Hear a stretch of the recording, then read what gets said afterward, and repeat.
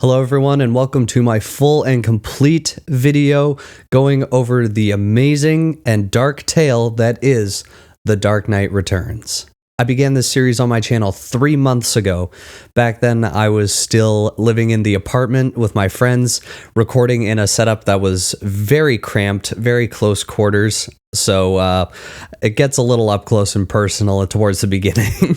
But now I'm here, I've moved into my new place, and this is where our series ends. I hope that you've enjoyed the journey, and if you're discovering this video and this series for the first time, welcome in. I hope that you will enjoy. Thank you so much for clicking on the video, and I hope that you enjoy this very long but very enjoyable journey that we went on together. Also, I don't feel like I plugged my music channel nearly enough, but all of the music that you hear in this video was composed by me. When I started this series, I wanted to give my own twist on what a Batman soundscape or movie would sound like, and so I just whipped up a couple tracks that you will hear throughout this video. I'm not saying they're like feats of music or anything, but I think they're pretty neat. The music channel's linked in the description if you're interested. This video is a compilation of the 4 videos that compose the Dark Knight Returns series on this channel. The Dark Knight Returns, of course, being a 4-part comic, each video I did covering a different issue. But for those of you who just want to enjoy the whole series in one long go, this is the video for you. So if you're just discovering my channel for the first time, I hope that you enjoy this video and consider subscribing if you do. I've said many times over the course of this series, but this is my favorite comic book of all time and my favorite Batman story of all time. And you'll hear that reiterated throughout the 4 videos that comprise this compilation. And if you're just discovering this comic for the first time, or if you're a longtime fan of The Dark Knight Returns, then I really hope that you enjoy this video. Now, with all that said, thank you so much for watching, and let's get into the video. But first, a word from our sponsor. I'm on a mission to make content creation my job, and to do that, I need your help. In the description, there is a link to my Patreon where you can support me in exchange for benefits, as well as a link to my Twitch channel where you can support me through subscriptions and bits, as well as a PayPal if you're feeling generous. Thanks for listening to my speech, and we're going to get back to the video. Hello everyone, and today we're going to be talking about one of the most famous Batman graphic novels of all time, The Dark Knight Returns. Published in 1986, this is a 4-part mini-series. This take on the character of Batman was written by legendary comic book writer Frank Miller, as well as illustrated by him and Klaus Janson. And for the people living in the 1980s, this was the graphic novel series that made people take Batman seriously again. For a long time leading up until this point, the character of Batman was seen as very campy, very cheesy. When most people thought of Batman in those times, they would think of like Adam West, that kind of portrayal of the character. Not saying there's anything wrong with Adam West's Batman. I actually really enjoyed that series. But this is the series that made people take the idea of Batman seriously again and paved the way for the majority of Batman IP going forward. Most notably in the present day, a lot of elements of the story of The Dark Knight Returns, or at least ideas and concepts from it, was adapted into Zack Snyder's Batman vs. Superman, which controversial take, but I actually really liked that movie. I know it had its problems. I can think of a few of them off the top of my head right now, but that was the movie that made me fall in love with the character of Batman. I didn't really care much for the character up until that point, but now today he is easily my favorite hero of all time, and not in the he just liked me for real.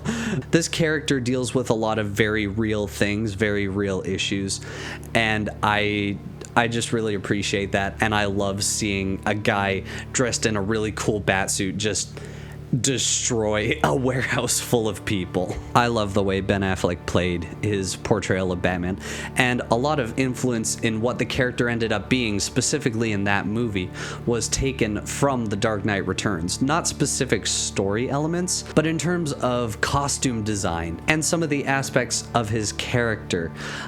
there was a lot borrowed from the story of The Dark Knight Returns, but not fully. I'm getting sidetracked a little bit, but this is something that I'm really passionate about. Batman is one of my favorite characters ever. And much like in Batman v Superman, Batman and Superman do fight in this story, but the reasons for why they fight in the comic are a lot more impactful, and I think that it's something that was lost in translation.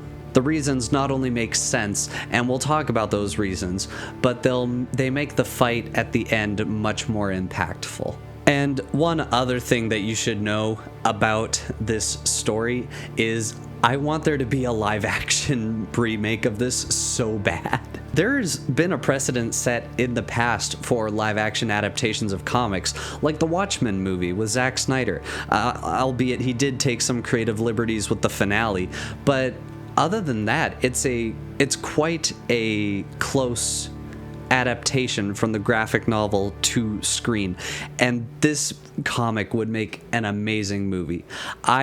Warner Brothers, James Gunn, hi. I want to direct a Dark Knight Returns movie or pair of movies so bad. Please hear me out. Watch these videos and hear me out. There were, of course, 2 animated movies adapting this story, The Dark Knight Returns Parts 1 and 2, and those are really good. I recommend watching those.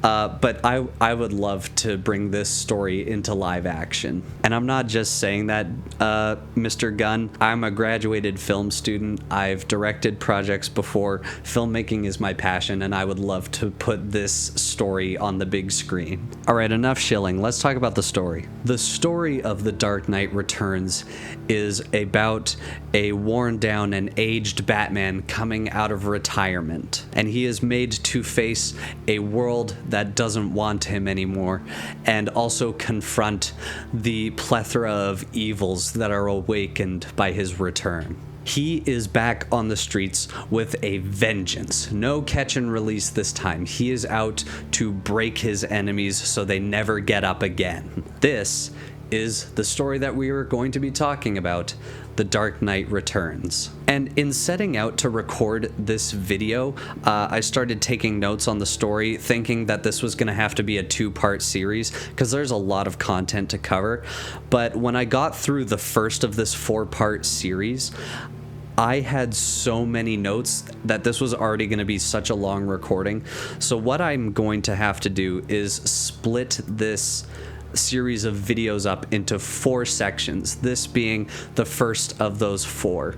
Each video will cover a different issue of the mini-series, and then once I have concluded with the finale, then I will release on this channel a kind of super cut, a long version that people can watch that is a compilation of all 4 of these videos. I just wanted to get that disclaimer out of the way. This is not going to be the entire story. This is just the beginning. But I hope you stick around for the ride, and I hope you enjoy this video. If you end up enjoying it, hit the like button and subscribe. It does really help this channel. I've been wanting to tell stories like this and hopefully make something work on social media for a while now. So if you enjoy the video, then liking, sharing, subscribing, all of that, it would really help to build up this channel into something that I could possibly do more. But with that out of the way, let's get into the actual story of The Dark Knight Returns, which the first issue of the series is called The Dark Knight Returns, so the title isn't clickbait. I do want to give a few disclaimers as well. The first being a major spoiler warning. I'm going to be going over the events of the comic in detail, so if you want to read the graphic novel for yourself first, I would recommend doing that and then coming to watch this video. Or if you're like me and you want a sneak peek at what a story actually is before you invest the money into buying it, then I hope that this will be a persuasive enough video for you to consider buying this book for yourself. The other disclaimer I want to give is a content warning.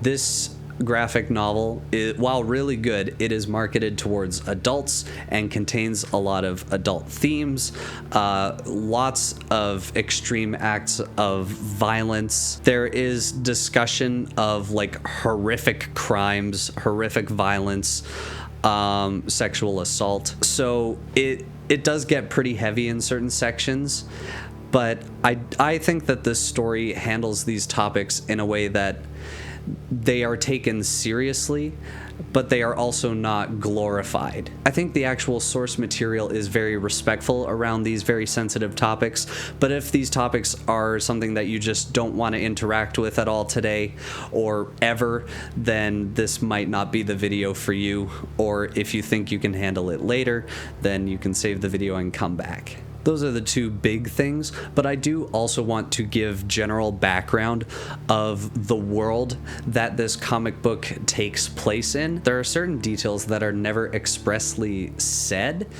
but are heavily implied, and I think it would just be better if you, the audience, had that prior knowledge before we get to certain parts of the story that, like, heavily imply at certain things. So I'm going to give you some of the background as to the world and the events that have taken place that led up to where we start in the story. The first thing to note is that this comic does take place during the Cold War.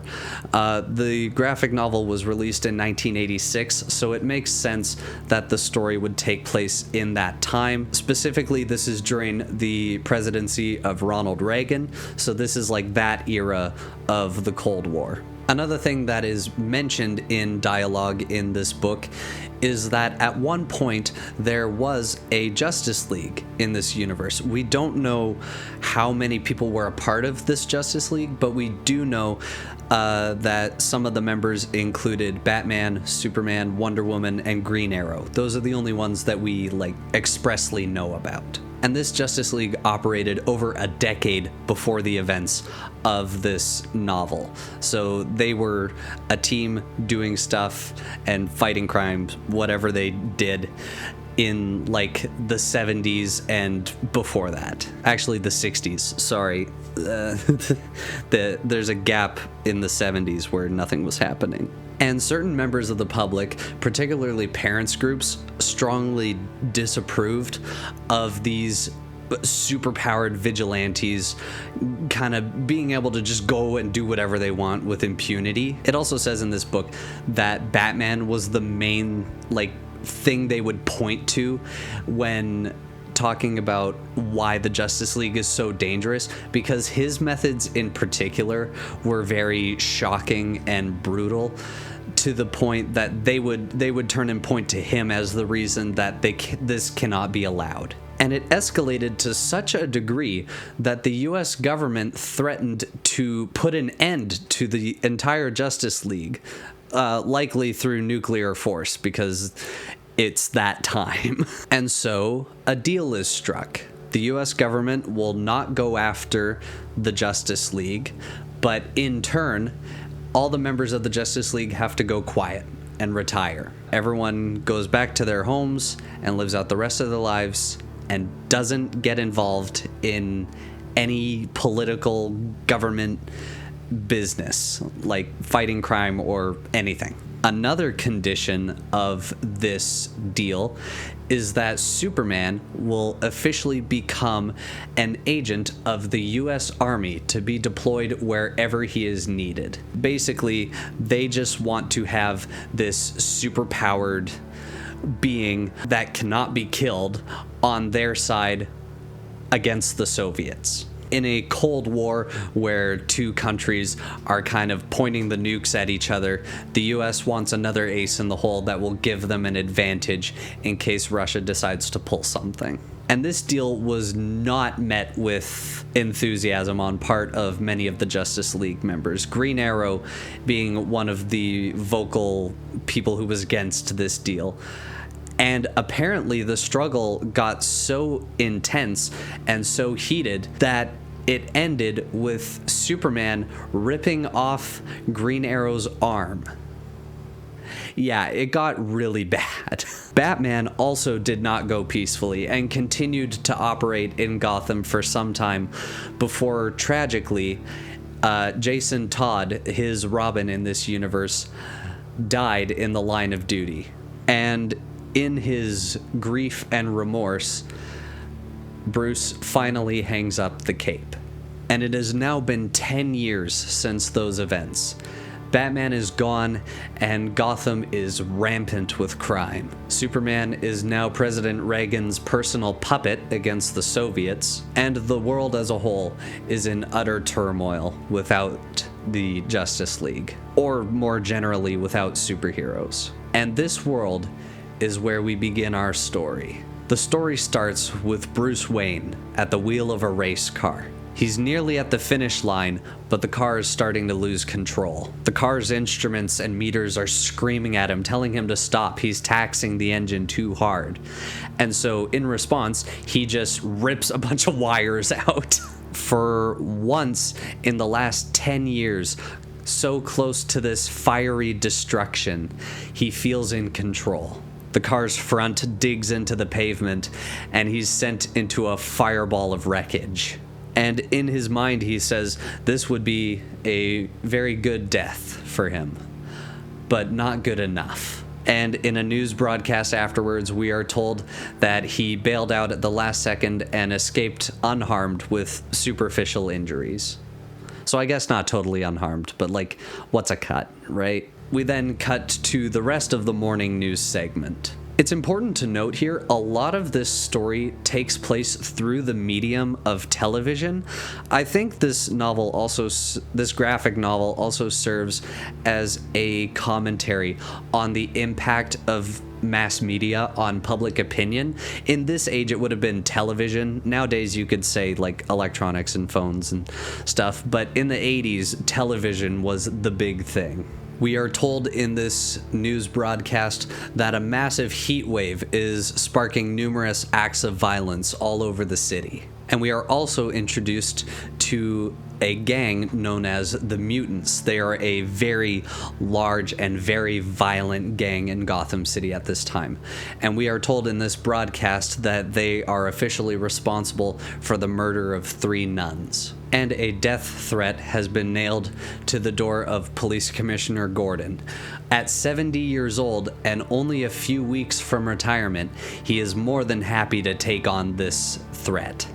And, conveniently enough for the story, today also marks the 10-year anniversary of the last known sighting of the Batman. It is unclear to the public whether he retired or whether he is dead at this point. And another way to show just how long it's been since his time, a lot of the younger generation in a survey believes that Batman was just an outright myth and that he never existed. And his crusade on crime is still a very polarizing topic to this day.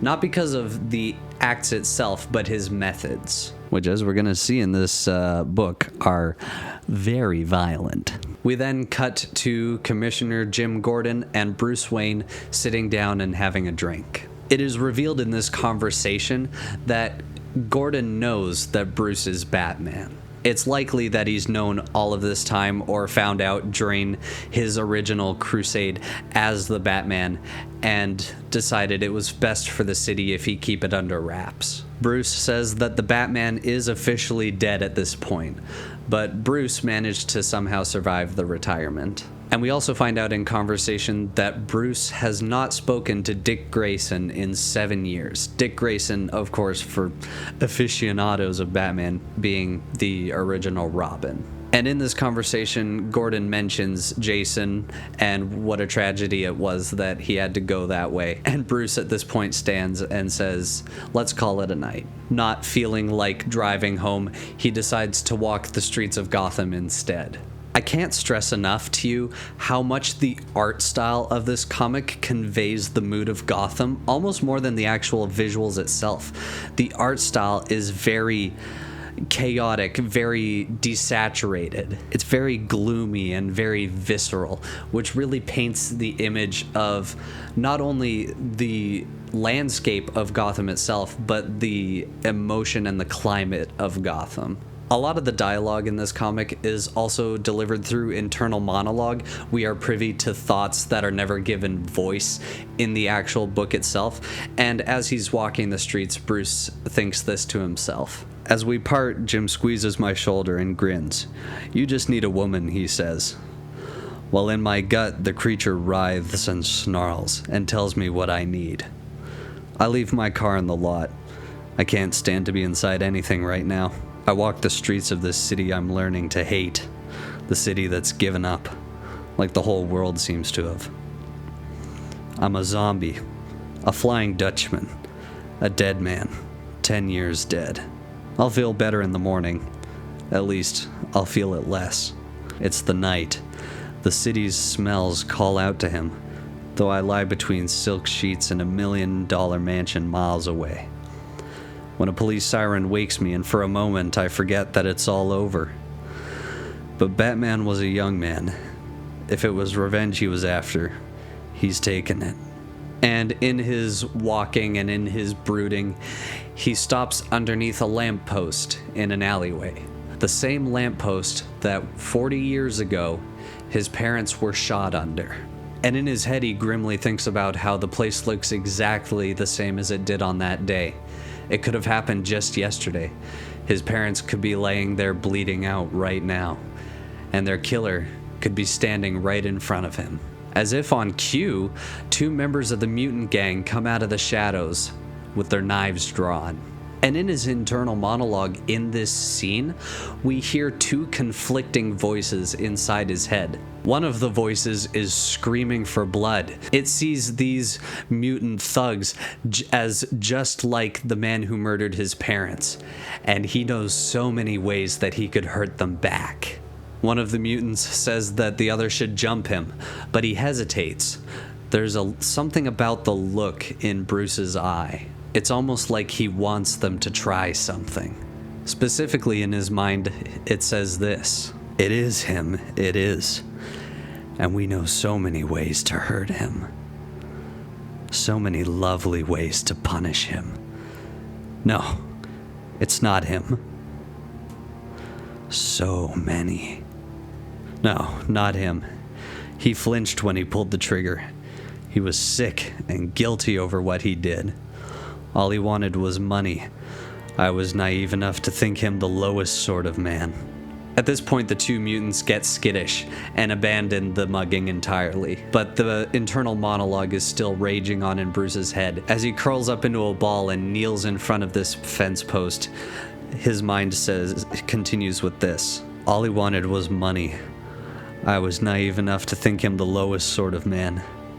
But these are his children, a purer breed, and this world is theirs." He crumples to the ground in despair at this new generation of criminals that seemingly are sociopathic. They commit crime because it's fun, not out of necessity or fear or need. They attack people because it feels good. We then cut to more news, where we find out that the mutant gang killed an entire family, all over $12. And on top of this, the heat wave is getting worse, and so public agitation is steadily increasing. And in more recent news, the mutant gang stapled a dead cat to the door of a church. These new criminals, this new generation, are soulless and seemingly unstoppable at this point. Over half the news that is reported in Gotham daily is about the atrocities that the mutants are committing every single day. And seemingly the GCPD can't do anything about it. And it is then that we cut to the intensive treatment ward of Arkham's home for the mentally troubled. Emotionally troubled, sorry.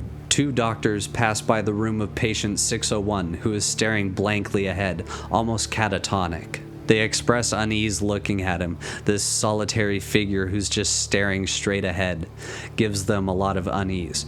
And this character, patient 601, is none other than the Joker. It seems after Batman left, he had no reason to keep doing what he was doing, and so we find him in the state that we see him in now. Next door, 3 voices are heard coming out of patient 602's room. The first voice we hear is that of Dr. Wolper, a clinical psychiatrist, one of the best in the world.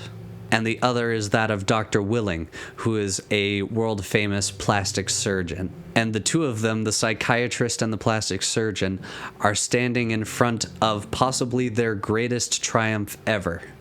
and that is Harvey Dent.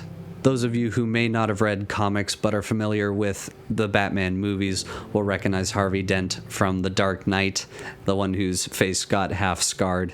But now, thanks to the efforts of both the best psychiatrist and plastic surgeon in the world, both his mind and body are now completely healed. And for the first time in 10 years, the bandages come off and he's given a mirror and he looks at his newly repaired face. And he begins to cry and thank the doctors for what they've done. The doctors also mention in their conversation that Commissioner Gordon does not approve of what they've done. Obviously, he thinks that Harvey will always just be a bad guy because that's who he is. And they kind of take shots at Gordon, calling him old and senile. He doesn't know what he's talking about. We're so great. We are the mighty doctors who repaired Harvey Dent. They both kind of have an ego on them, if you couldn't tell. And obviously, this triumph of medicine makes the news. And it's here that we get a little bit of background into his story leading up to this moment. In a news broadcast, they talk about how Harvey Dent was the former district attorney for Gotham City. And after half his face was severely scarred by acid, he lost his mind. He became obsessed with the number 2, and in a failed hostage situation, Batman managed to apprehend him, and now he has spent the last 12 years in Arkham.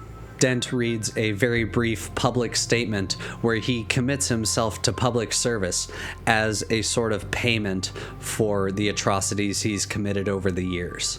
And as a really great PR move, he holds up a coin for the cameras, but both sides are completely intact, just like him. Gordon, of course, as we've already heard from the two doctors, is not convinced. And he goes as far as calling Dr. Wolper optimistic and sloppy. Millionaire Bruce Wayne is also interviewed on the same subject. He calls Gordon's response very pessimistic and rude. And he chooses to believe in Harvey Dent, specifically saying, "We must believe that our private demons can be defeated." He's choosing to have hope that Harvey can change and that he can move past the monster that he was. But this sentiment also has a double meaning. As we've seen, he still battles with a monster inside of him that wants release. And so in this statement, he's also saying that he hopes that he can overcome his own demons. We'll see how that goes for him later. It's now nighttime, and as Bruce Wayne sleeps in his bed, we see the giant shadow of a bat pass over the moon. Bruce is dreaming, and in his dream, he is 6 years old again, and he's chasing a rabbit. His parents yell after him not to run down the hole that the rabbit just ran into. But being 6 and a boy, he does it anyways. The hole collapses, and Bruce falls from a great height into a cave, injuring himself in the process. Immediately, a swarm of bats surrounds him and encircles him. But suddenly, they all fly away, and a much larger shadow presents itself. Then, something shuffles out of sight. Something sucks the stale air and hisses. Gliding with ancient grace, unwilling to retreat as his brothers did. Eyes gleaming, untouched by love or joy or sorrow. Breath hot with the taste of fallen foes. The stench of dead things. Damned things. Surely the fiercest survivor, the purest warrior, glaring, hating, claiming me as his own. This giant, almost demonic figure of a bat is something that we will see again. This figure is representative of the primal soul of Batman, that monster in his chest that begs to be released. A creature that has been long dormant in his soul, but is beginning to stir again. And now fully awake, Bruce is in his cave, the Bat Cave, the very same cave that he fell into all those years ago. It is now very old and gathering dust, just like him. I've never actually mentioned up until this point, but he's 55 years old in this story. He's 55. The beast inside him mocks him and curses him constantly. It tricks him into coming here at night when his resolve is weak. But he made a vow he swore after the death of Jason. Never again. It is here that Alfred enters the cave, and we get the first dialogue from his butler in this comic, where he says, Master Bruce, you set off the alarm, sir. This somnambulism is becoming a bit of a problem. Certainly for those of us with a penchant for sleeping in our beds. He's very sweet but very sarcastic in this story. We love Alfred. Bruce begins to leave the cave, and as he steps into the light, Alfred remarks that he's shaved his mustache. Bruce, touching his fingers to his lip, is almost shocked that the mustache is gone too. It seems he didn't even realize that he had shaved it either. Not being able to sleep, he sits in front of his TV, where we find out that Harvey Dent has officially been reported missing, and Commissioner Gordon, in a panic, has issued an APB. And now we cut to a room full of old associates of Two-Face, who are reminiscing on the glory days of the crimes they committed together and playing cards. It is then that a new figure enters the room.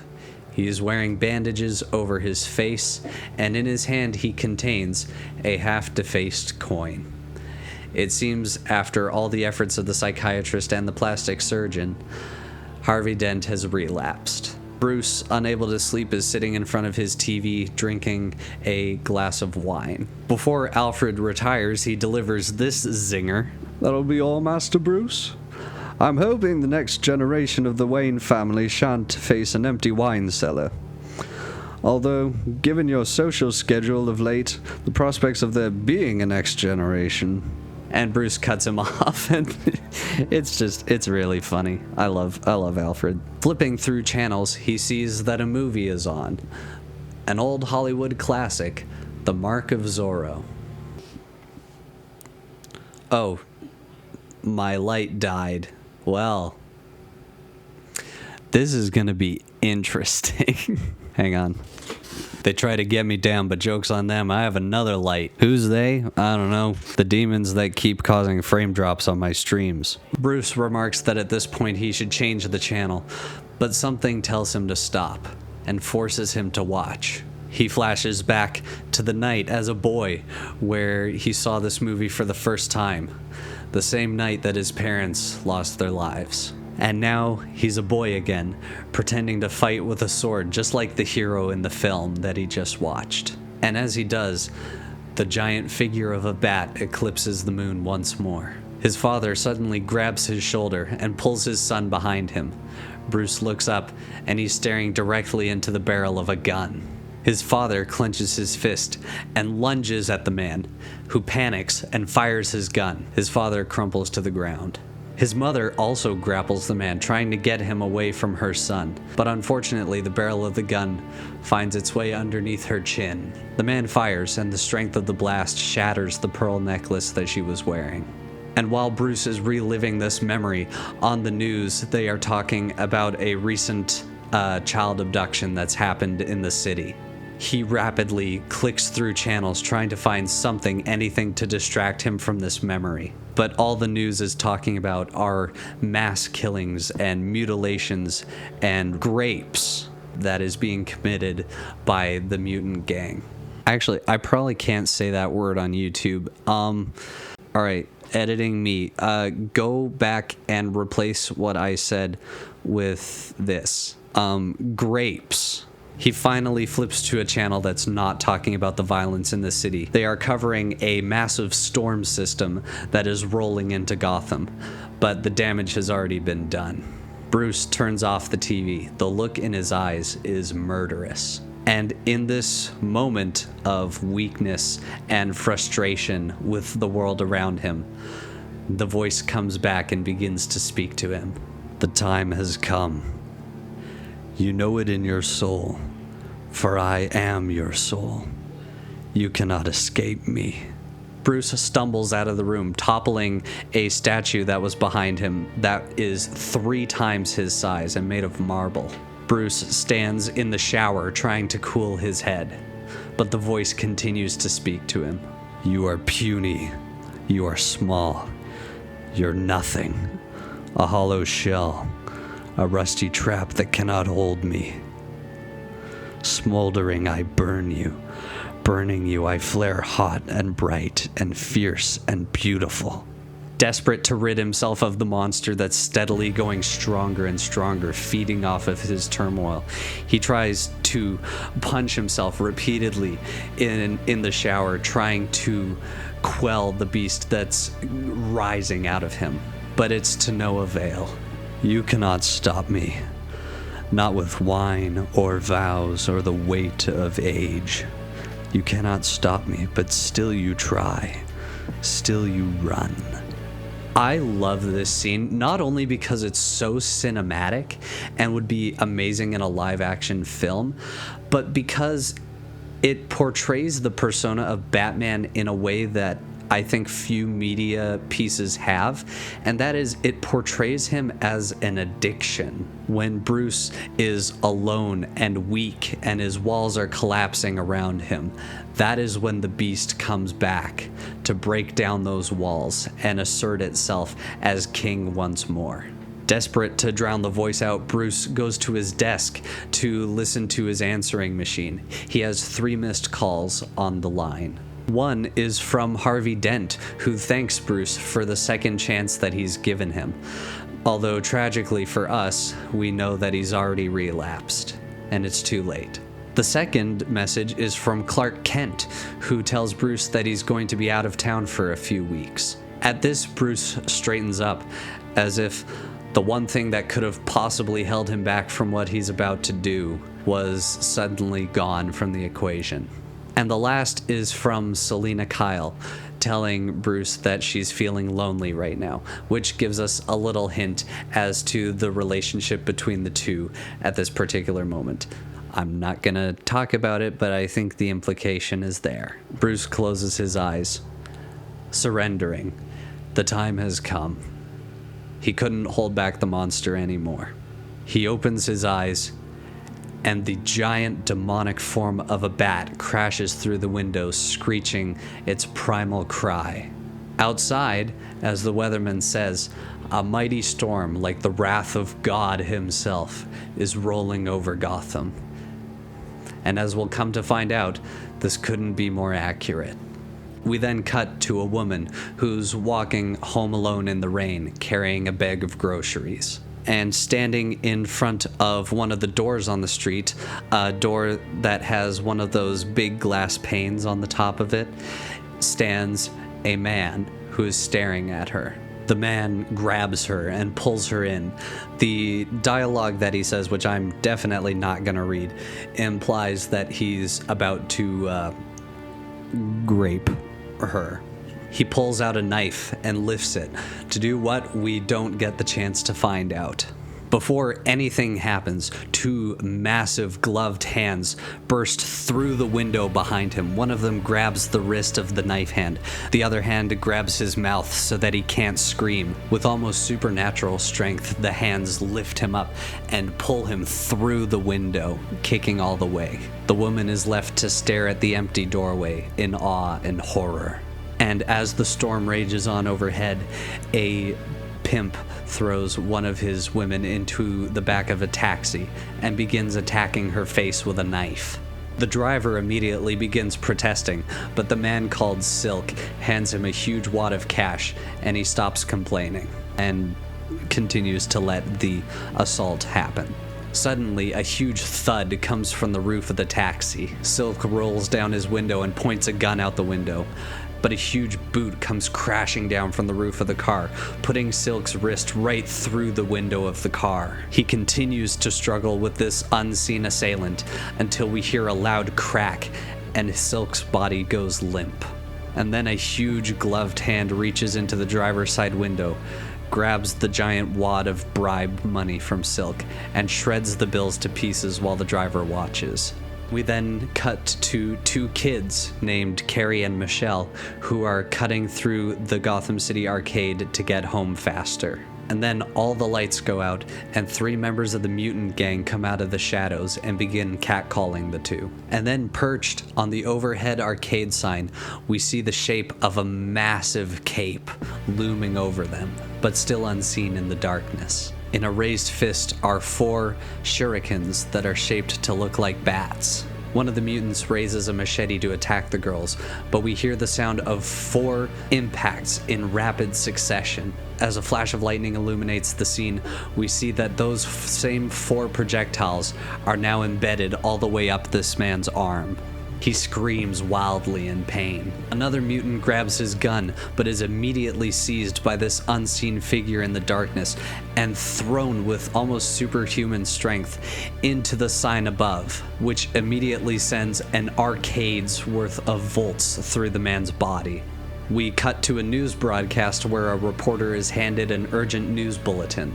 This bulletin claims that a giant bat-like creature was seen in the south side of Gotham, and in addition to the people that we've seen, 3 other cat burglars were apprehended with severe injuries. Another reporter says that the children who were abducted have been found safely. Another reporter says that the children who were abducted were officially found unharmed, and that their captors were rushed to the hospital in critical condition. It would seem that the monster's back, and he's already making up for lost time. And now, Gotham's security trust has been robbed, and a squad car has been dispatched to the scene. 2 cars flee the scene, a brand new custom job and an old jalopy. The 2 cars split up, and the cops follow the custom job, assuming this to be the perpetrators. We then cut to another broadcast that officially states that all of these reportings that we're seeing have been officially declared a one-man siege on crime by the Batman. As the title says, the Dark Knight has returned. Although all eyewitnesses agree on what they saw, Gordon has made no statement. While the 2 cops are in pursuit of this car, the rookie in the passenger seat looks up and swears that he sees something overhead. After a while, the much older, more experienced cop in the driver's seat looks up and sees a very familiar sight. There he is. Batman descends upon the car in all of his glory. This should be agony. I should be a mass of aching muscles, broken, spent, unable to move. And were I an older man, I surely would. But I'm a man of 30, of 20 again. The rain on my chest is a baptism. I'm born again. I mentioned in passing how much the costume design in The Dark Knight Returns influenced what Ben Affleck's Batman would wear and what he would look like. And you can really see it on full display here. Granted, he's in like the classic blue-gray with the yellow chest logo suit, but we see him as this massive hulking figure in a fibrous suit, not a suit of armor like some other portrayals of Batman. And later on in this story, he will adopt a costume that's much more similar to what we see in Batman v Superman, but you can see the visual parallels already. And I love this costume design. It looks so good. He's not a skinny, elusive Batman. He's a hulking brawler Batman, and he is out for blood. Batman lands on the hood of the car and his cape obscures the windshield, so the driver begins to lose control. In this moment, he says, "I smell their fear, and it is sweet." Losing control completely, the car crashes into an abandoned construction site. The cops pull up to the scene and get out of the car. The old man, he's experienced with Batman and he knows the drill, but the rookie is new and inexperienced. Batman turns to the 2 of them and says, "These men are mine," and he runs into the abandoned construction site. The old man complies, but the rookie runs in after him. Inside, Batman assesses the situation. There are 4 men in total, 3 in the construction site and 1 in the car nursing a broken leg. The 3 are now on the 2nd floor. They are armed and they are sticking close together. He pulls out a grappling hook and throws it around a piece of pipe that suspends itself above the 2nd floor. He begins to climb. In his youth, he said he had the strength to climb these ropes with nothing but his arms pulling him up. But now, at the age of 55, he needs the use of his legs to pull himself up. The pipe starts to bend. The sound alerts the thugs, who immediately open fire in the direction of the sound. Abandoning this attempt, Batman drops back to the ground. Meanwhile, the thugs upstairs begin to hear growling and scratching noises underneath them, as if there's some wild animal that's loose underneath. This makes them really nervous because he's starting to make sounds, and he never used to make sounds. They're unsure what this means, but it's probably not good. It's then that Batman's hand bursts through the floor that they're standing on, grabs the ankle of one of the thugs, and pulls him through the floor. I think, as a concept, this tactic is terrifying. Normally, to feel safe, you put a barrier between yourself and a threat, and that will provide you with some sense of security. But Batman, with all of these criminals he's encountering, barriers are not an issue. He takes his hand, puts it through solid construction material, and pulls a man through it, kicking and screaming. That is terrifying. The remaining two open fire in this newly opened hole, but unfortunately they only succeed in shooting their partner. As one of them kneels over the hole, a grappling hook wraps around his neck, and he is pulled through the hole and into the black abyss below. The last man, in a blind panic, walks down the stairs to the first floor to confront their attacker. As the thug gets closer and closer to Batman's position, so too does the rookie cop, who immediately yells for everyone to freeze, pulling his gun. To save the two from each other, Batman knocks the rookie cop to the floor and disarms him. Playing the shadows, he forces the thug to get close, real close, to the point where the barrel of this man's shotgun is less than an inch from the back of Batman's head. There are 7 working defenses from this position. 3 of them disarm with minimal contact. 3 of them kill. And the other hurts. His leg lashes out behind him in full force, making contact with the thug's hip, which cracks underneath the force of this blow. Now the rookie is back and he's retrieved his firearm. "You're under arrest, mister. You've crippled that man. He's young. He'll probably walk again. But he'll stay scared, won't you, punk?" The thug is now on the floor, screaming in pain, and Batman begins looting his pockets for evidence. The rookie threatens to shoot him, but the old cop arrives and stops him. He says Batman's being patient with you as it is, and he also says to Batman that it's good to have him back. In the thug's pocket, he finds cigarettes, a bottle of pills, and a coin, but now both sides are completely defaced. Batman asks them if there was a second car at the scene, and they say there was. "At the bank, was there a second car?" "Car? Yeah, an old jalopy. Didn't think you weren't supposed to." See, this was Two-Face's old MO. He always operated in twos. One good side, one bad side. One new car, one old car. And the bank job matches his MO perfectly. Batman tells the officer that him and Gordon need to talk, and he runs away from the scene. Meanwhile, the news of Batman's return is all over the TVs, including at Arkham's home for the emotionally troubled. The Joker's catatonic body has been placed in front of the TV as some form of entertainment. But at the mention of Batman, he begins to stir.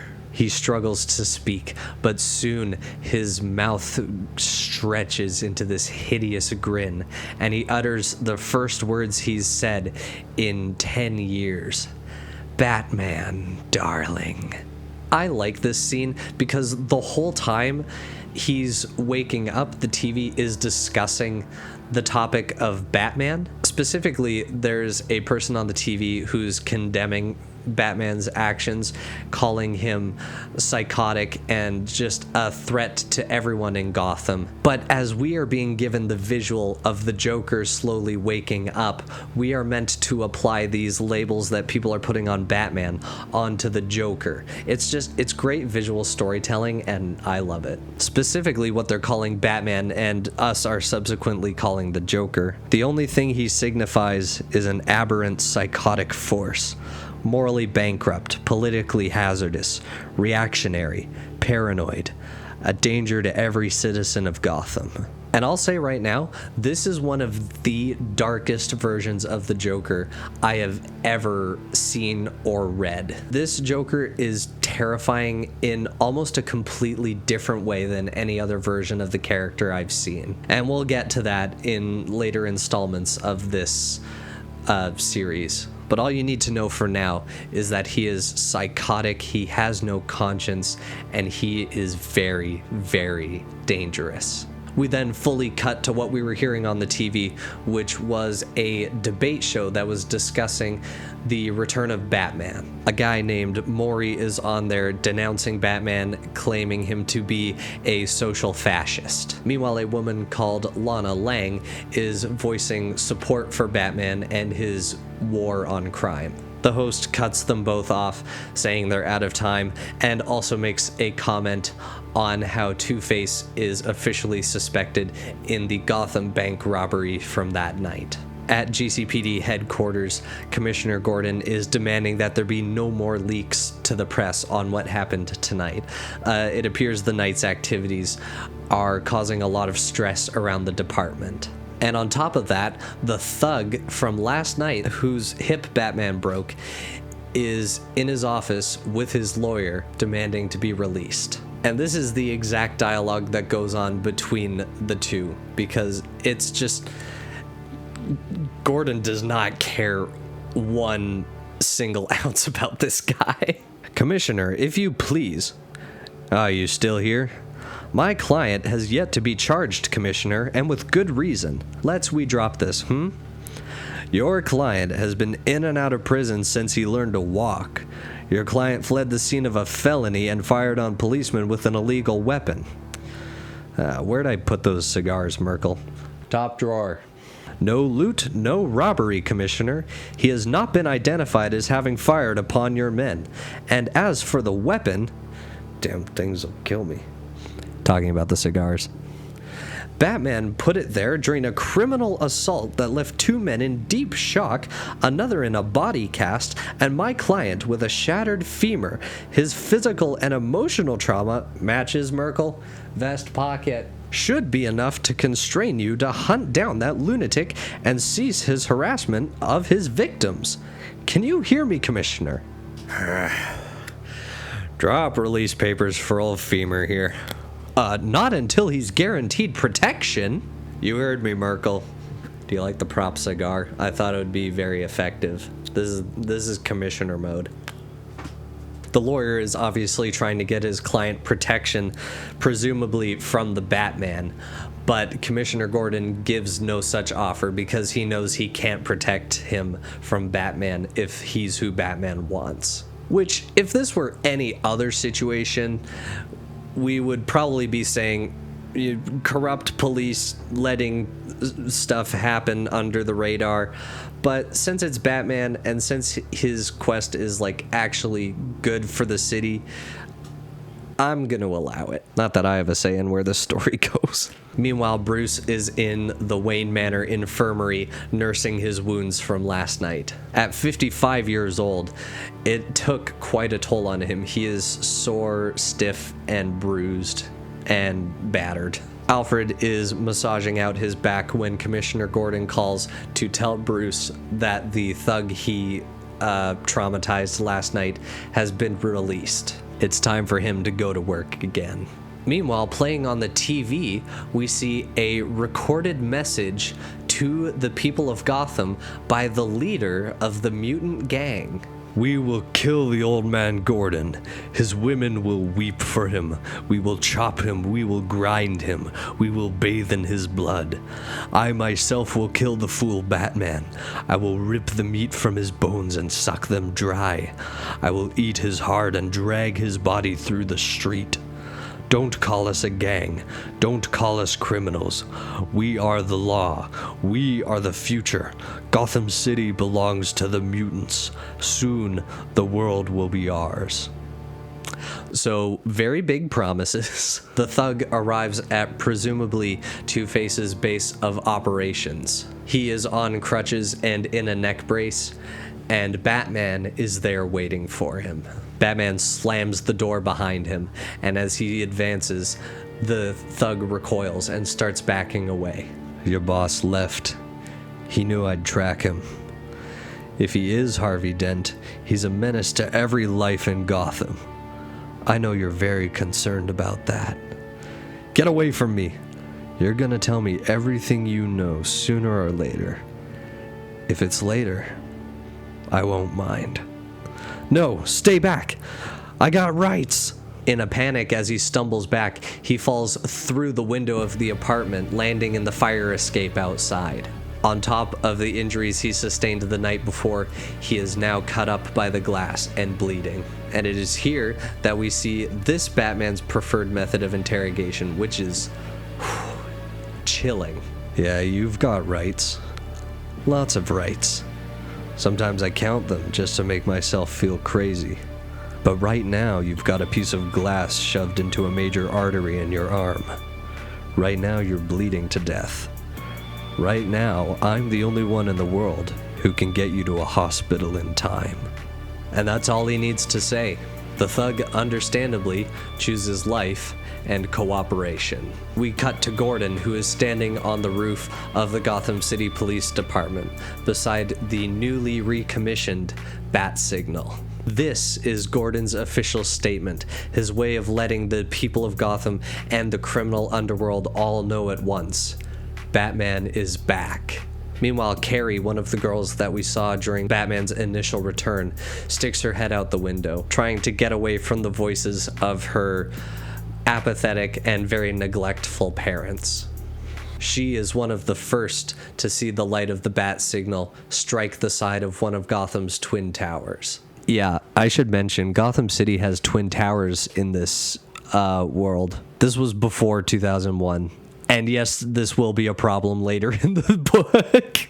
We then witness a conversation between Batman and Gordon on the roof of Gotham City Police Department. They're discussing the information he got from that thug he interrogated. Presumably, he said that whatever Harvey was planning was going to be twice as big as anything he'd ever done before. Twice as big as you can imagine. That's all he had to say? That's all he knew, Jim. But tomorrow is the 2nd. And a Tuesday. I'm gonna ditch the cigar. It's getting annoying trying to ping pong between two characters. So it's just a matter of figuring out what he's after. The payroll robbery was committed to sponsor it. Sponsor it? That doesn't make sense. 2 helicopters were stolen today. One a state-of-the-art military fighter, the other an old army surplus job. That's gotta be Dent's work. With that payroll, he could have bought them. Then it's gonna be a crime by heir, using something else more costly. He's not careful, whoever he is. You still don't think it's Dent? I hope not. Harvey wrestled long and hard with his other side to have it devour him now. But if it is Harvey, we'll catch him. The trick will be to keep him alive. He's possessed, Jim. Out of control. I think he wants to die. We are talking about Harvey Dent. It shouldn't be difficult to find his target. Accessible by helicopter and twice as big.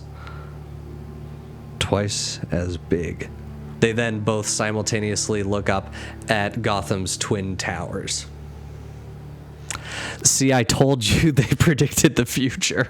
Do I need to say it? I'm gonna say it. Harvey Dent is planning an attack from the air on Gotham City's twin towers. Build the Lego City police helicopter to stop him. I'm sorry. We then see a brief interview on the news with Dr. Wolper, the psychiatrist, where he says that while he still believes Harvey is innocent, that doesn't necessarily mean that he hasn't returned to crime. He essentially blames Batman for Harvey's response. His return, resurfacing trauma in Harvey, which causes him to revert to the way he was. But as we, the audience, know, but no one else knows, Harvey relapsed before Batman came back. So it seems this was unavoidable. We then cut to a man who is visiting the Joker in Arkham. As he slowly drags on a cigarette, the man tells the Joker that Harvey approached him about the possibility of him making him bombs for tomorrow. It's clear in the dialogue that this guy used to make bombs for the Joker and is still very loyal to him. In this moment, he's kind of like asking for Joker's permission or at least approval before he says yes to Harvey about building these bombs. And all Joker asks him at the end of this conversation is, "What kind of bombs?" And then the scene ends. Batman is perched on top of one of Gotham City's twin towers, watching the helicopters he's been watching for a while slowly get closer. He shifts his weight to prevent his legs from cramping and double checks that he has everything he needs. I like a lot of these little moments in the comic, these little moments that like remind us viewers that he is human and he is an older human. Like he has to shift his weight so that he doesn't cramp up, and he's double checking to make sure he has everything, almost the same way that you would check to make sure you have your phone and your wallet with you. In his bag, he has capsules of nerve gas, a freezing agent, grappling hooks, a stethoscope, and painkillers for himself.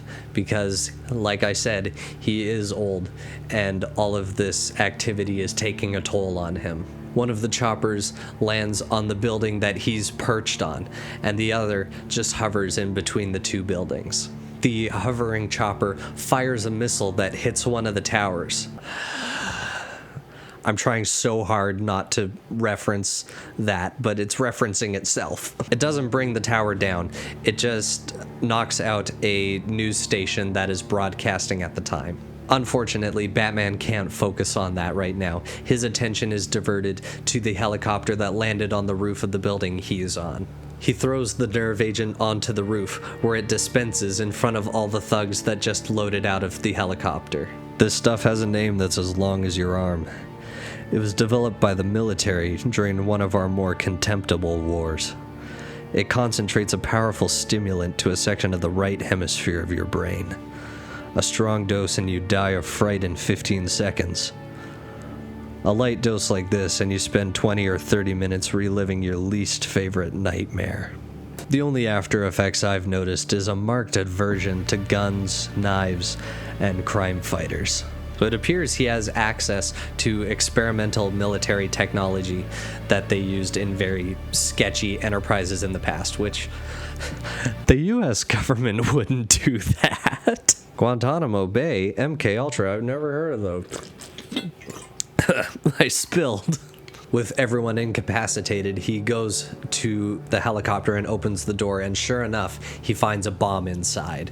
While all of this is happening, the broadcast that was interrupted by the missile firing has been hijacked by Two-Face. His face is fully covered in bandages again. He demands $5 million, or else he will use the bomb to blow up both of Gotham's twin towers. You see what I mean about not wanting to reference that specific historical event, but it feels prophetic, and I don't like it. Using the freezing agent in his belt, Batman disarms the bomb.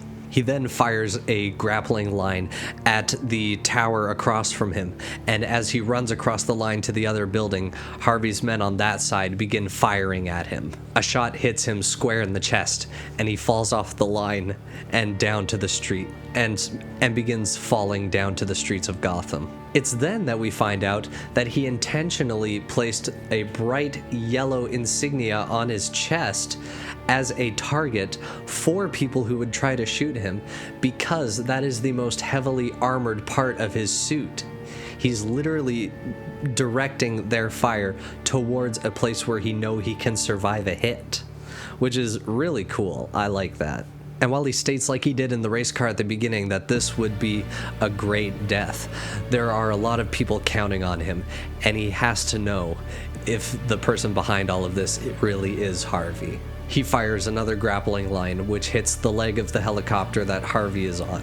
Having no sense of self-preservation whatsoever, this bandaged man, who we know is Harvey, jumps out of the helicopter and begins free-falling towards Batman, firing shots at him all the while.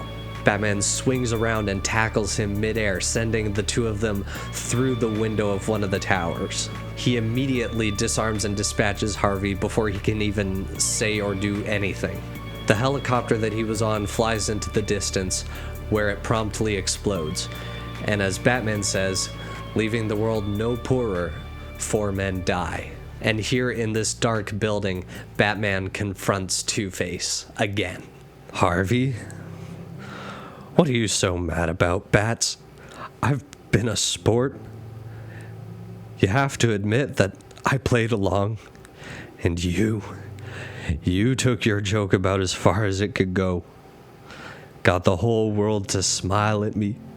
Got them all to keep their lunches down when they saw my face, saying I was cured, saying I was fixed. Take a look. Have your laugh. I'm fixed, all right. At least both sides match. Have your laugh, Batman. Take a look. Take a look. Batman in this moment realizes that Harvey's scars ran too deep. He closes his eyes and all he can see is the hideous side of Two-Face. All he sees is a monster left. All he sees is a reflection. And this is where the first issue of this series ends, with two men in a dark room who, despite their best efforts, couldn't change who they are. Our story opens on Commissioner Gordon. He is walking down the street from his apartment, getting groceries for his wife that she forgot to get earlier that day. And as we listen to his thoughts as he gives this internal monologue, we are privy to the thoughts and experiences of a very old, very weathered Commissioner Gordon. He is very bitter and paranoid after 50 years of seeing the absolute worst of humanity. Problem with crime is the more you know, the more nervous it makes you. Me? I can't look at that doorway over there without thinking of the 72 corpses I've found in spots like that. Shot or stabbed or just beaten to death because they were too stupid to keep their distance. Too stupid or too civilized. One's the same as the other in Gotham City. I pass a liquor store, run my eyes over the rigid features of the hunk of metal that used to be a friendly merchant. Wonder how many men he's had to kill just to stay in business. I see a high-priced car gleaming like new in the streetlight. Once a symbol of wealth and power, now just another target in a city of victims. I curse Sarah, not meaning it, for her hippie vegetarian recipes and the bean sprouts she forgot to pick up. Then my cigar does its usual and I cough up a load of the brown stuff. I'm amazed as my head goes light and the spots dance in front of me that she convinced me not to smoke in my own home. Then I suck it again. Dying never seemed real to me when I was young. For some reason, I want to see Bruce. Not to talk. I mean, sure to talk. And maybe to drink, even though he seems to have given that up. Suddenly, the hair bristles on the back of my neck. As he's walking down the street, a member of the mutant gang steps into the roadway to face him. He's just a kid, and he points his gun at Gordon. I hear a girlish giggle, and the cold, oiled sound of a gun being cocked behind me. I see the face of a killer, who isn't yet old enough to shave. Immediately, with this gun pointed at him, he thinks of his wife Sarah, pulls out his own gun, and as he says, the rest is easy. We then cut to Carrie Kelly. I don't know if you remember Carrie from the first video that I did. She kind of had a minor role in the first issue, but now she's coming into the forefront. She is in her room putting on a Robin costume.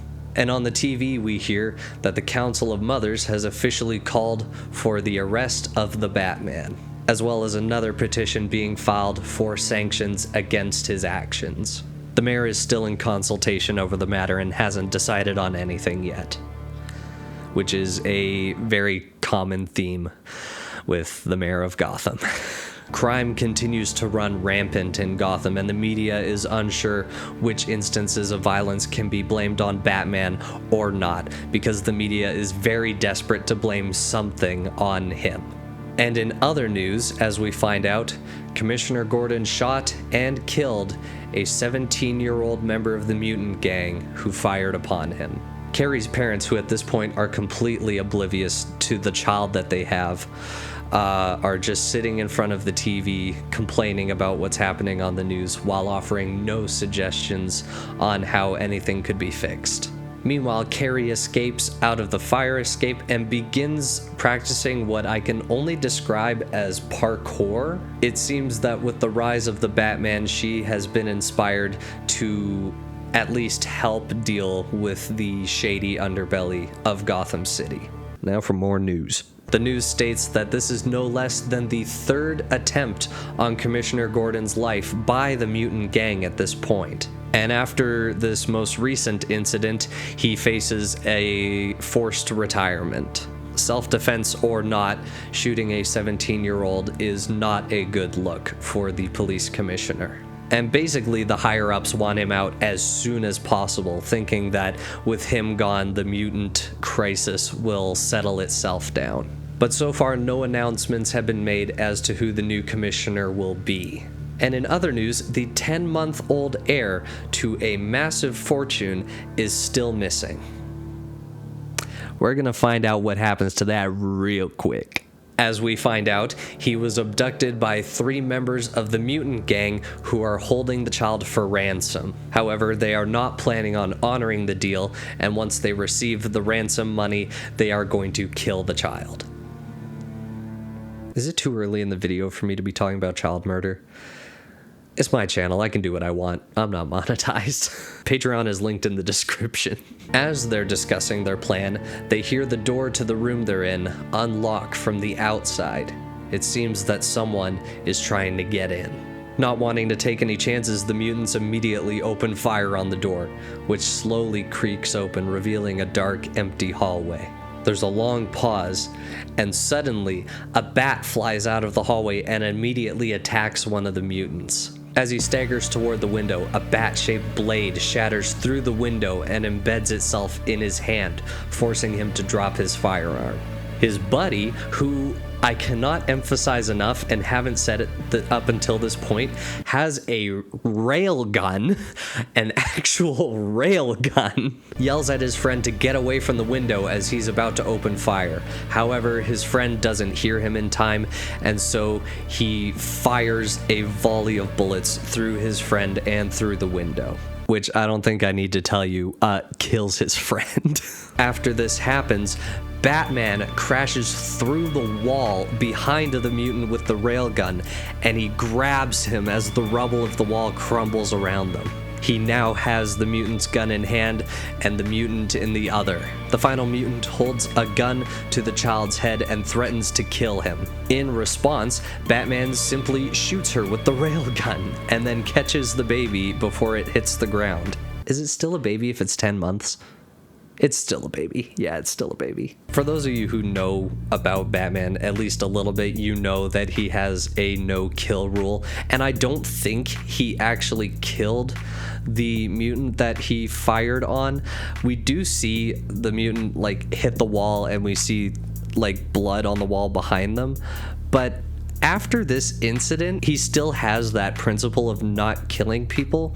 Like, he still says he hasn't violated that rule. So I don't think that the mutant he shot actually died. I think he just shot her in like a non-lethal place in order to defuse the situation. When I first read this comic, I thought she died, but context clues later lead me to believe that he hasn't killed anyone up until this point, so I don't think that the mutant actually died in the exchange. Meanwhile, surprise, the news still hates Batman.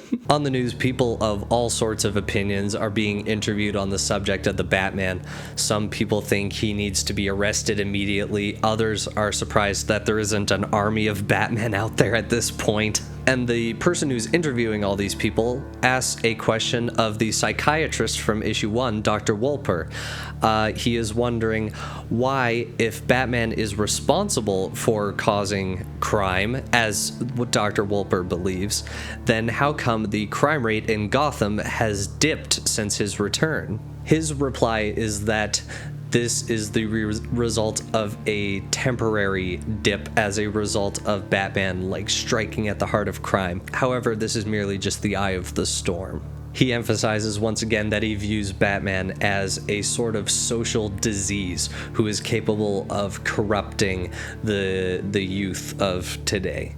Kind of sounds like how people treat video games, or at least used to. I feel like people have come around on video games by this point. Maybe. Most people. Video games cause violence. I'm 80. The next interview is with a man named Chuck Brick, who is the media advisor to the president. Yes, that one, the President of the United States. In case you've forgotten at this point, this story takes place during the Cold War, and so Chuck Brick is the media advisor to President Ronald Reagan. Chuck says that President Reagan will issue a statement on what he thinks of the Batman in the future, but at this point his chief concern is the immediate threat of the Soviets. And right now he thinks the whole thing at this point might just blow over. In fact, he lets slip that he personally believes that this is probably just a media hoax in order to boost ratings on news channels in Gotham. And finally, they interview Lana Lang, who is the managing editor of the Daily Planet, a person who up until this point has been a very vocal supporter of the Batman. And she expresses how Batman to her symbolizes someone who is finally willing to stand up to the tyranny of crime that Gotham lives under. And he is kind of symbolic of the common man's urge to resist. Meanwhile, we see that Carrie is continuing to practice her acrobatics and is in fact getting very good at it. We now cut to an interrogation scene. Batman is interrogating the mutant who was holding that huge railgun that he had apprehended just earlier. We don't see what's happening at this point, but we know that the mutant's hands and feet are bound and Batman's hand is covering his eyes. Do you know who I am, punk? What? I'm the worst nightmare you ever had. Kind that make you wake up screaming for your mother. Where am I? You got a mother, don't you? Every punk should have a mother. Can't see, man. What's on my face? Quite an arsenal you and your buddies had. The 45 was nothing special, of course. I think I'm bleeding, man. I need a doctor. But that Smith & Wesson 41 your pal was carrying. You know which pal. The one you perforated? That pistol was odd, especially since it was adapted for a silencer. You just don't run across that, not outside of military intelligence. But that M60 of yours, that's combat weaponry. Same kind another member of your gang tried to use on Jim Gordon. So fill me in, punk. The mutants have a wholesale deal with the army? You've got a lot of teeth left. And I haven't even touched your tongue. Solid, man, I'll tell you. Deal is, no cops, man, and I walk. What do you say? I don't think you understand the situation. You're not in a position to negotiate. Let me show you. Batman lifts his hand off of the mutant's face to reveal that they are both suspended upside down from the tallest building in Gotham. It was tough work, carrying 220 pounds of sociopath to the top of Gotham Towers, the highest spot in the city. The scream alone was worth it. While this is a really cool scene that I thoroughly enjoyed when I first read this book, it also tells us something important, and that is that the mutants are somehow being supplied weapons by the military. We also see after this that Carrie has officially started fighting crime on her own. And by that I mean she goes up to a well-known con artist and lights a firecracker in his pocket. But hey, it's still something. And after this, we see an instance of something that we'll see more of in this issue and in subsequent issues, and that is where we are shown the life of an individual. We witness a story that we will later hear on the news, but from the perspective of someone who was there, either the victim or the perpetrator or a bystander, whatever the case may be. It's someone's entire story summed up in a single page, which I think is really cool. Her name is Margaret. She's a waitress getting on the subway after a very long shift at work. Her legs are killing her, partly because of the long day she's had, but also partly because she is in desperate need of a surgery that she can't afford. She has no insurance, and there are 2 payments due on one of her child's braces, and the electric company is about to shut off the power to her house, even though winter is just around the corner. Despite all of this, she smiles and reaches into her purse to feel the cold metal of an art set that she bought for one of her sons. Some rich drunk guy had accidentally left $10 at his table at the restaurant, and so she took that money and rather than spending it on herself and her leg, she spends it on an art set for her son because he is a very promising artist. His teacher says that he's really talented, and so she wanted to give him something to help him pursue his talent more. Suddenly, while she's on the subway, 2 members of the mutant gang grab her purse and yank it away from her. She begs them to give it back, but one of the mutants holds her back while the other rifles through the contents of her purse. Surprisingly, they give her the purse back. She reaches into it and still feels the art set inside the purse. She begins crying in relief that it's still there. She has no money, but she has that art set. And something else in her purse that she didn't feel before. Something heavy and round. And as we find out on the news later, that object was placed there by the mutants, and it was a bomb. The woman was killed in the blast. We then cut to a shot of Batman in a dark room. He is holding the body of a United States general. He's wrapped in the American flag with a smoking pistol hanging from his hand. As we find out later, this general's insurance company wouldn't pay for a treatment for his wife, who was dying of Hodgkin's disease, which I haven't looked this up, but I'm pretty sure is a type of cancer.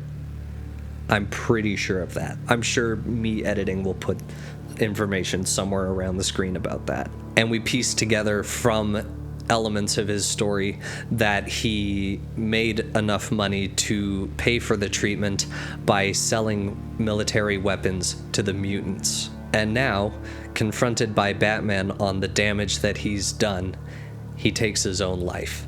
The general's record is an anthem of orders barked between deafening explosions, of a steely, reassuring voice above the cries of wounded men.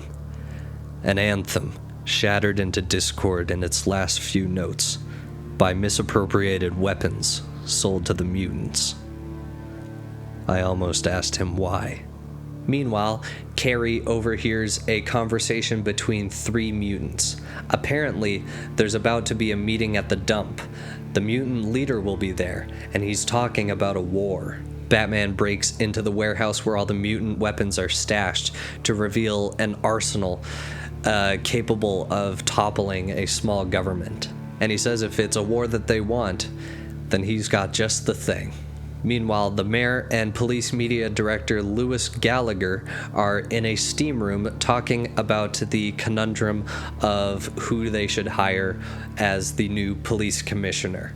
The mayor is very indecisive and overall just a pushover, and so he kind of allows Gallagher to influence his actions and decisions to the point where he appoints Gallagher to the task of appointing a new commissioner.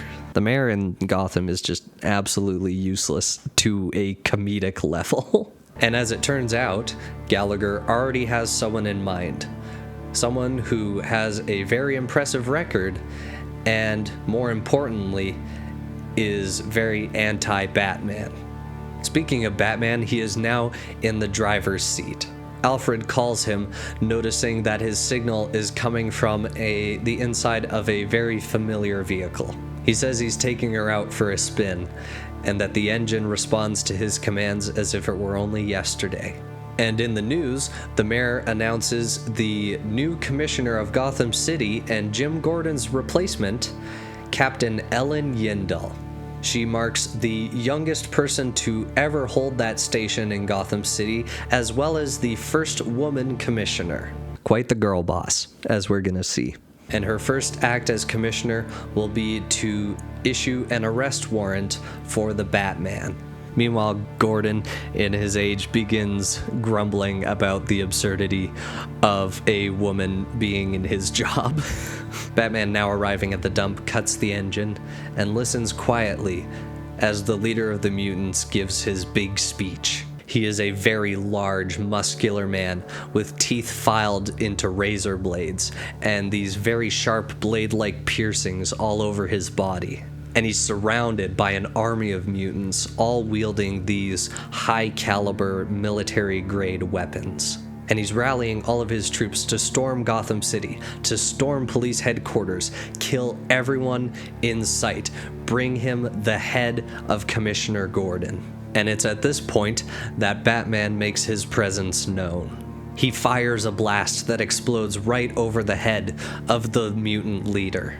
He then rolls onto the scene in a vehicle that I can only describe as the coolest tank that I have ever seen. He says as he drives up in his head that he modified this vehicle 15 years ago when riots broke out all over Gotham. The Batmobile. That's what you called it, Dick. Kind of name a kid would come up with. His voice is broadcast out of the tank with very simple, very clear instructions. Surrender or be destroyed. Not even waiting for an answer, the mutants immediately open fire on the Batmobile with guns, RPGs, missiles, all kinds of stuff. But the Batmobile doesn't even budge. As Batman says, the only thing that could cut through the hull of this beast is not from this world. 3 guesses what that is. Probably Superman. The Batmobile returns fire to even greater effect. He's firing rubber bullets, capable of disabling all of the mutants, but not killing them. Carrie Kelly is there in the dump to witness all of this unfolding. And it is only now, at this point, that her parents even notice that she's gone. In their words, they say, "Hey, didn't we have a kid?" Carrie's parents are the worst. As we'll see later in the story, Batman... I feel like this is a very common thread with all of the Robins that Batman has had in the past, but Carrie comes to view him as a father figure, the kind that she never really had in her life.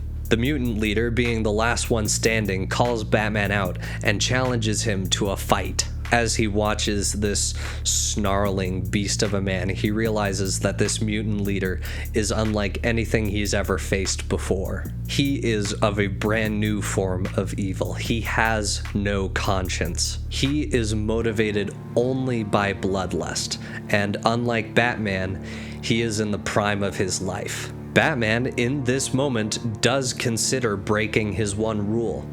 As he sees it, the only viable way of ending the threat of the mutants and this monster of a leader is to put him down. Except for one thing that stops him.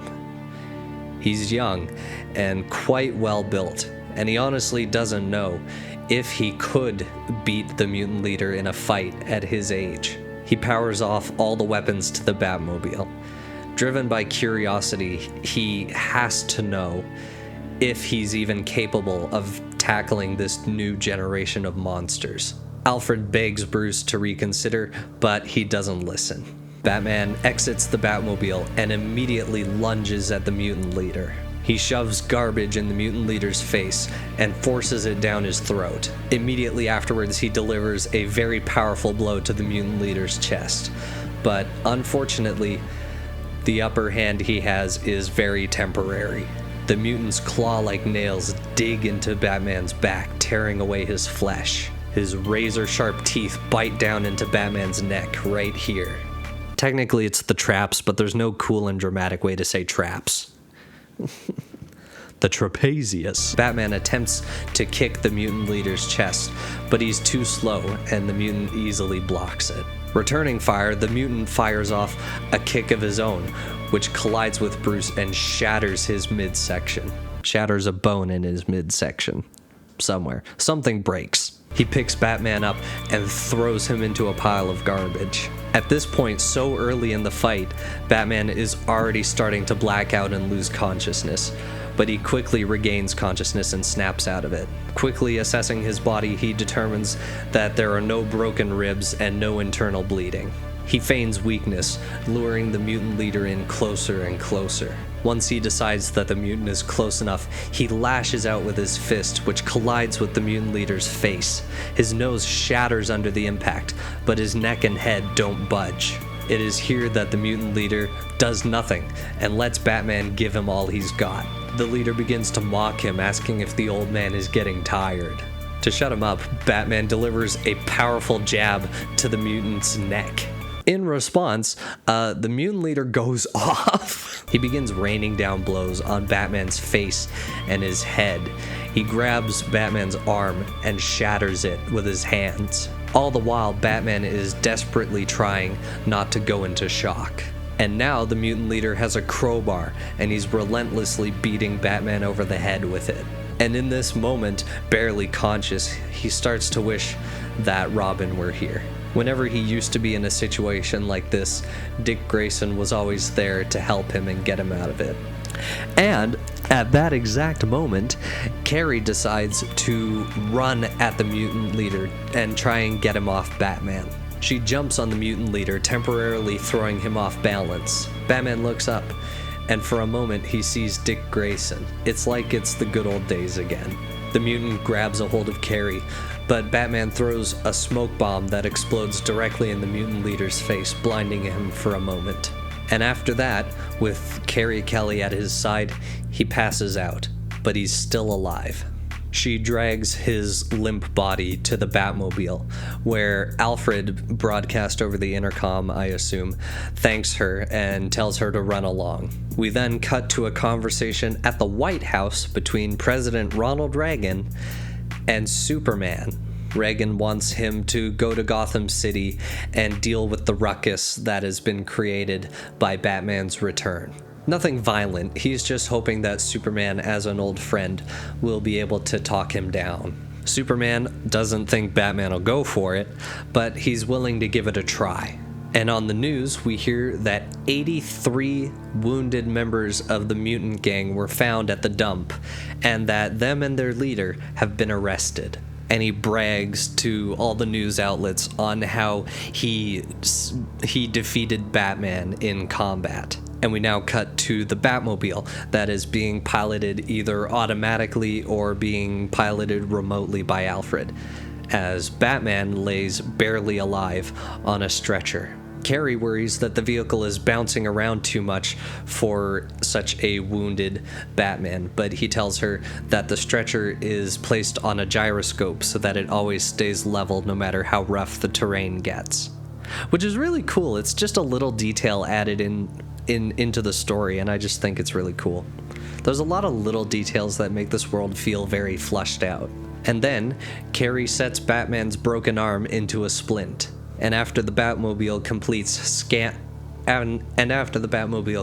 scan of him, Alfred determines that he has a lot of internal bleeding, just a lot of it.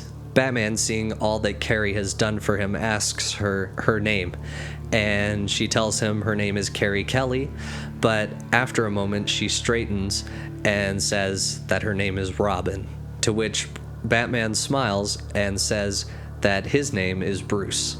Alfred tells him to save his energy. They'll be at the hospital soon. Bruce refuses and tells him no hospitals, and he tells Alfred to take them to the cave, and Robin comes with them. Meanwhile, the psychiatrist Dr. Wolper is having a conversation with the chief administrator at Arkham's home for the emotionally troubled. He is arguing for the controlled release of another inmate, but under much stricter supervision than Harvey was. He's been having lots of conversations with this patient, and he believes that some interaction with the outside world would be very good for him. And, of course, this inmate that he's talking about is the Joker. I don't think it's good to... The whole world should have a restraining order on the Joker. The Joker, on cue, turns on the waterworks. He starts moaning about how he is a miserable person and is undeserving of a second chance, which I agree, personally. This, of course, is a play on Wolper's ego. This is a very obviously a manipulation tactic by the Joker. He now has this other pitiful individual like Harvey was for him to miraculously heal with his psychiatric abilities. And after the PR disaster that Harvey Dent was, Wolper is probably desperate for some good press. Meanwhile, the Batmobile is driving directly towards the side of a cliff. It's only a hologram. It's only a hologram. The Batmobile passes right through the cliffside and into the Batcave. Bruce stumbles out of the vehicle, ripping off the tattered remains of his costume. He stumbles away from Carrie and Alfred and into a dark branch of the cave. Whatever's going to happen here, he has to do alone. I leave them behind me. I leave it all behind me. I go to the dark place where I first met you, before my parents died, before I learned what I am. I'm dying, but I can't die. I'm not finished yet, and you're not finished with me. Then, something shuffles, out of sight.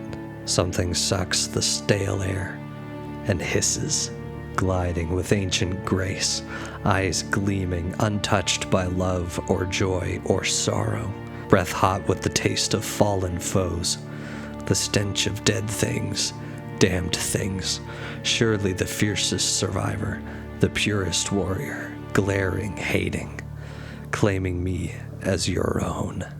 Here in the Batcave, nearly dead, he goes to the dark place and calls upon that beast once again to save him. It's a really powerful scene. Even in the illustrations, the line between Bruce and this beast, this giant bat, are starting to blur. No longer is his face like reluctant to accept the help of this creature. He is now glaring and hating, just as the bat is glaring and hating. They both have the same look in their eyes. They're both not done, and they are both out for blood. And now some more news. The mutants have officially released a statement regarding their leader. Without getting into the graphic specifics of what they said, they're basically gonna come for their leader and kill anyone who gets in their way, as well as do other violent, unspeakable things. In response to this, Gordon has placed himself and his men on 24-hour alert. The mayor is now on the offensive. He blames Commissioner Gordon and he blames Batman for the mutant crisis that they are dealing with. This newfound confidence is probably inspired by the fact that the Gallagher is immediately behind him, feeding him these words. He says that he himself will negotiate a settlement with the mutant leader, not realizing that the mutant leader is a sadist with no love for anything except violence. We then get another instance of what we saw before of a person's life story being told in one page. His name is Arnold Crimp, and he is a very mentally unwell person. I don't want to call him a crazy person because there's probably like a whole life's journey of context that made him the way he is, but he is a very crazed conspiracy theory person. He's been listening to Father Don's words on TV, how if you play the track Stairway to Heaven by Led Zeppelin backwards, there is a hidden prayer to Satan in the lyrics. To make sure that he was right, he stole the track and played it backwards 47 times until he was sure that he heard it. And it seems that when he was confident enough with those findings, he went to the record store that he worked at to tell one of his female co-workers about it. But she obviously noticed that he was crazy. Outraged, he destroys the record in front of her, and she calls their manager, who immediately throws him out and fires him. Probably not in that order. He probably fired and then threw him out. And now his crazed crusade with Led Zeppelin and Satan have led him here to the entrance of an adult theater for adult films. Is that a real thing? The fact that that would ever exist is so weird to me. He's here at this theater and he has a gun in his coat.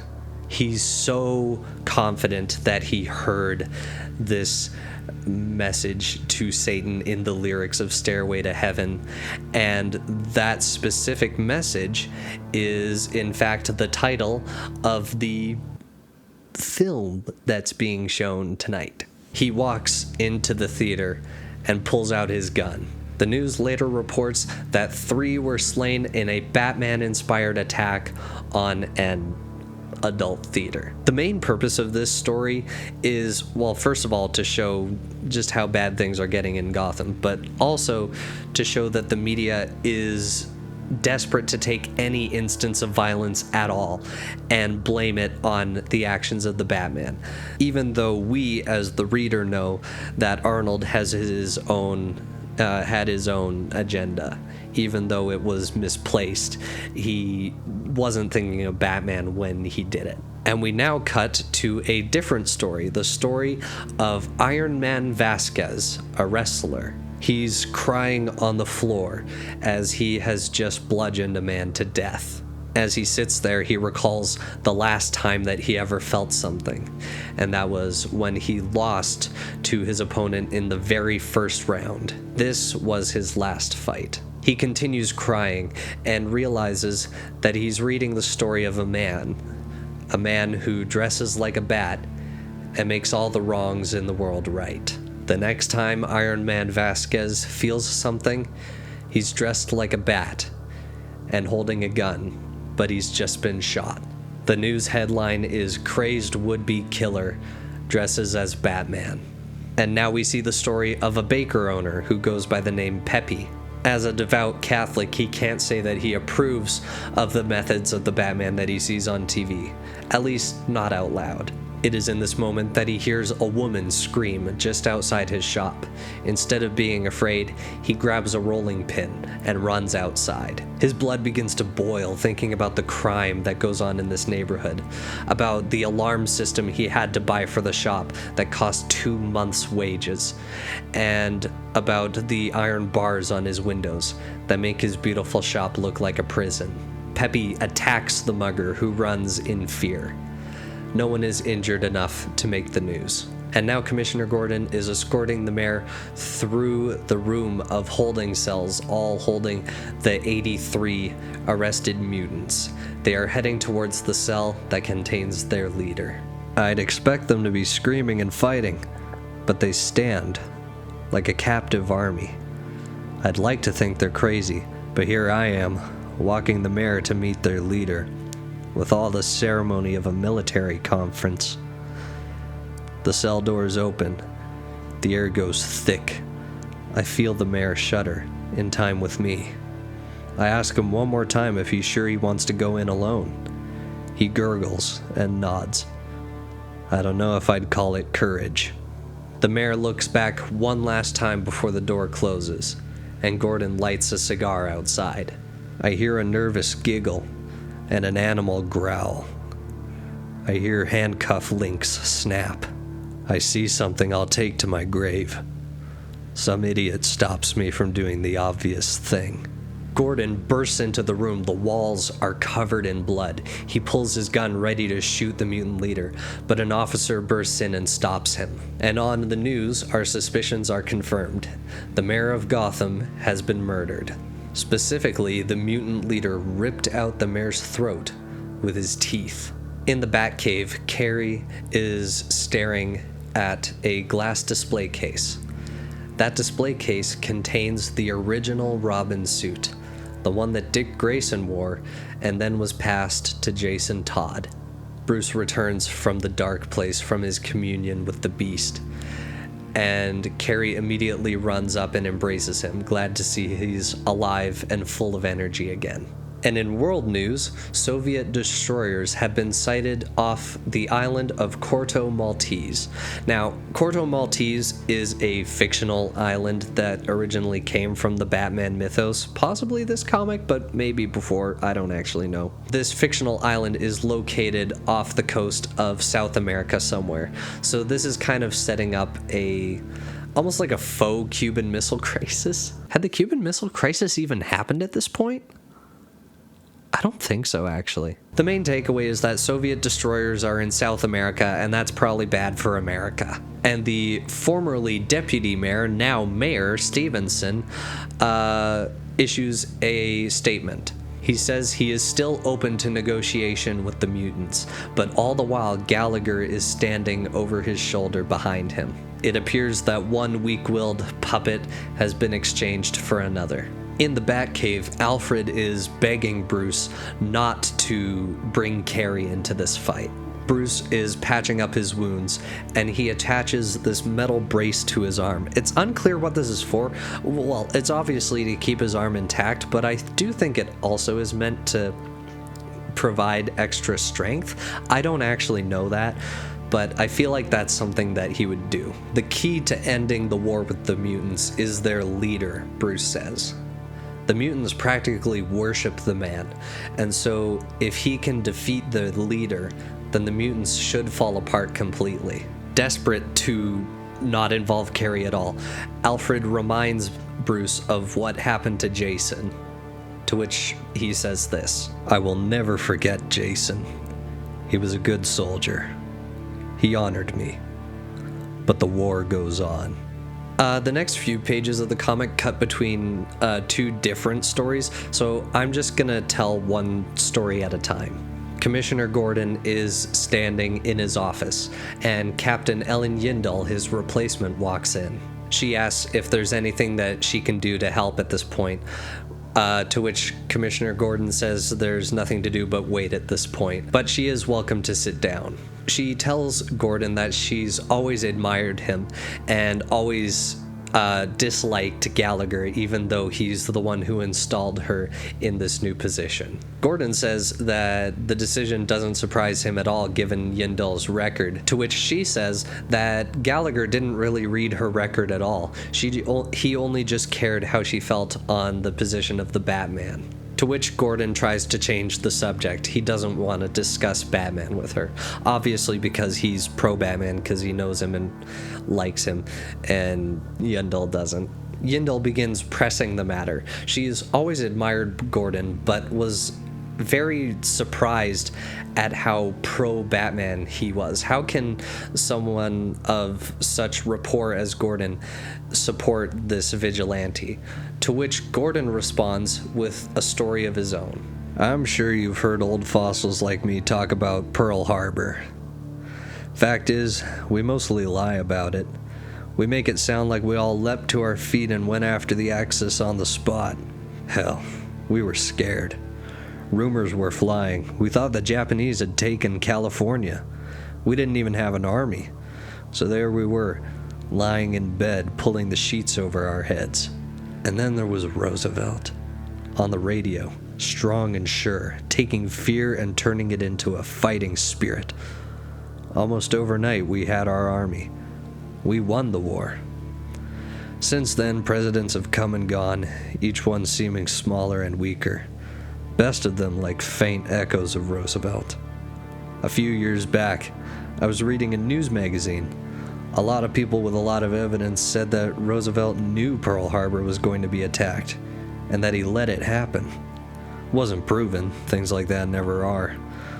I couldn't stop thinking how horrible that would be, and how Pearl was what got us off our duffs in time to stop the Axis.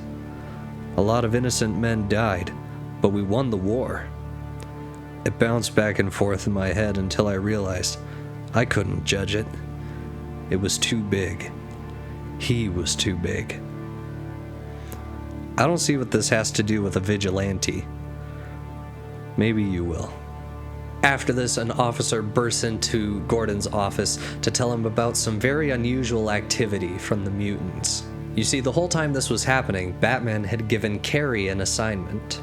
He said her training begins tomorrow, but he has plans for her today. If she alters the plan or deviates from it in any way, she's fired. There's no room for error, and so there's no room for deviation. Carrie disguised herself as one of the mutants and began spreading the word to the mutant gang throughout the city. There's supposed to be a meeting tonight at the Pipe by the West River. Attendance is mandatory. From the roof of Gotham Police headquarters, Gordon looks out and sees thousands of mutants have gathered by the Pipe. Batman tells him that they're there because he wants them there. The only way to defeat the mutants for good is to defeat and humiliate their leader. It is then that Batman asks Gordon for one last favor as an old friend.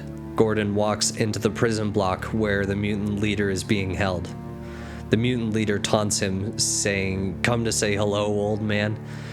But Gordon simply responds, "No, I came to say goodbye."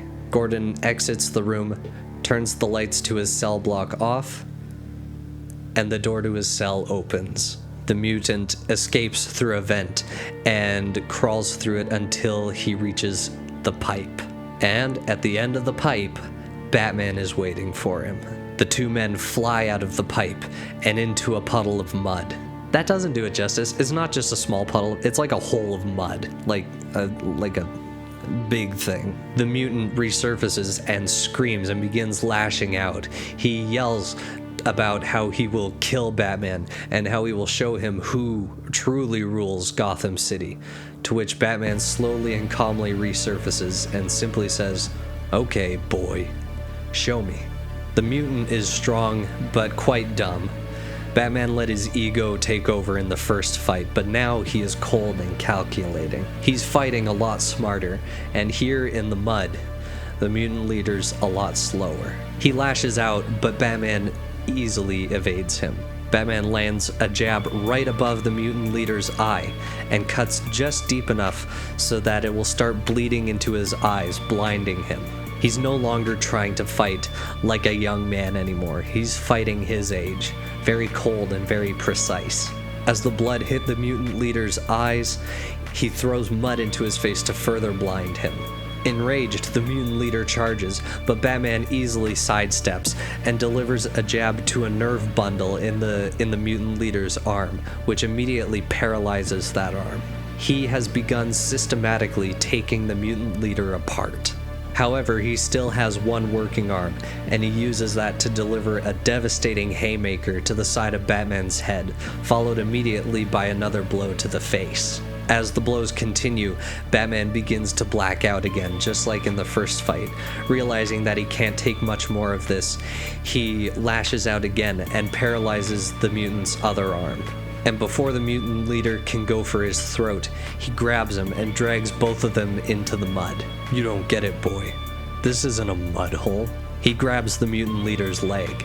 It's an operating table. With a powerful crack, Batman shatters the mutant leader's leg. "And I'm the surgeon." The mutants all gather around the mud hole in the thousands, watching as Batman thoroughly and systematically breaks their leader.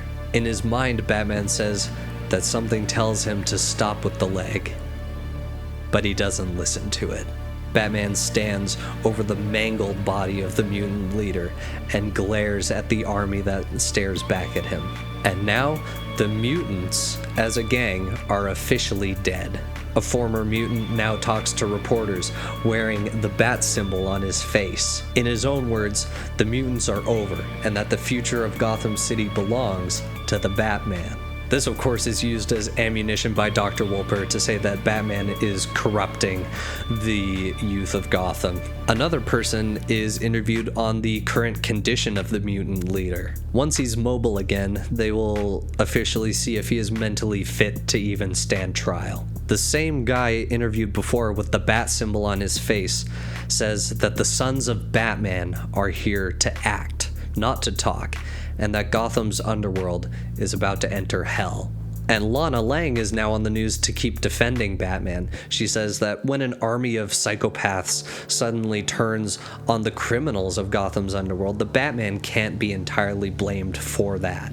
And Chuck Brick says that the president is very concerned about what is going on in Gotham, very concerned. But he is going to leave the putting out of the fires up to the mayor of Gotham City. Gordon, of course, offers no comment. Speaking of Gordon, his retirement has finally come.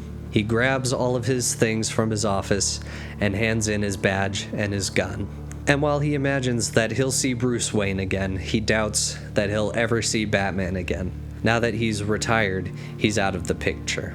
And now that he is retired, he knows that Bruce's time as the Batman is finished, but he knows that he can't tell him that. Now that he's gone, they'll go after him now. Meanwhile, he is reflecting on his secret. The secret as to how, after 50 years of service, he can just leave it all behind with no regrets. And the simple answer is the same reason that he was able to fire on that 17-year-old mutant who attacked him on the streets. The secret comes from the very beginning of this issue. He thinks of Sarah, he thinks of his wife, and the rest is easy.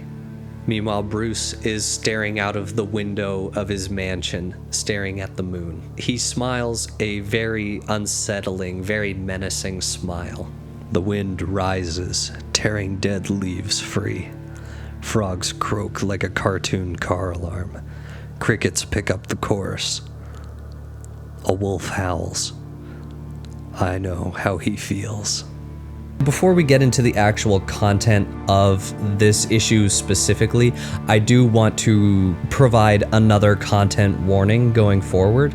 This series contains very adult themes, very dark adult themes, and this issue in particular is very heavy on those themes.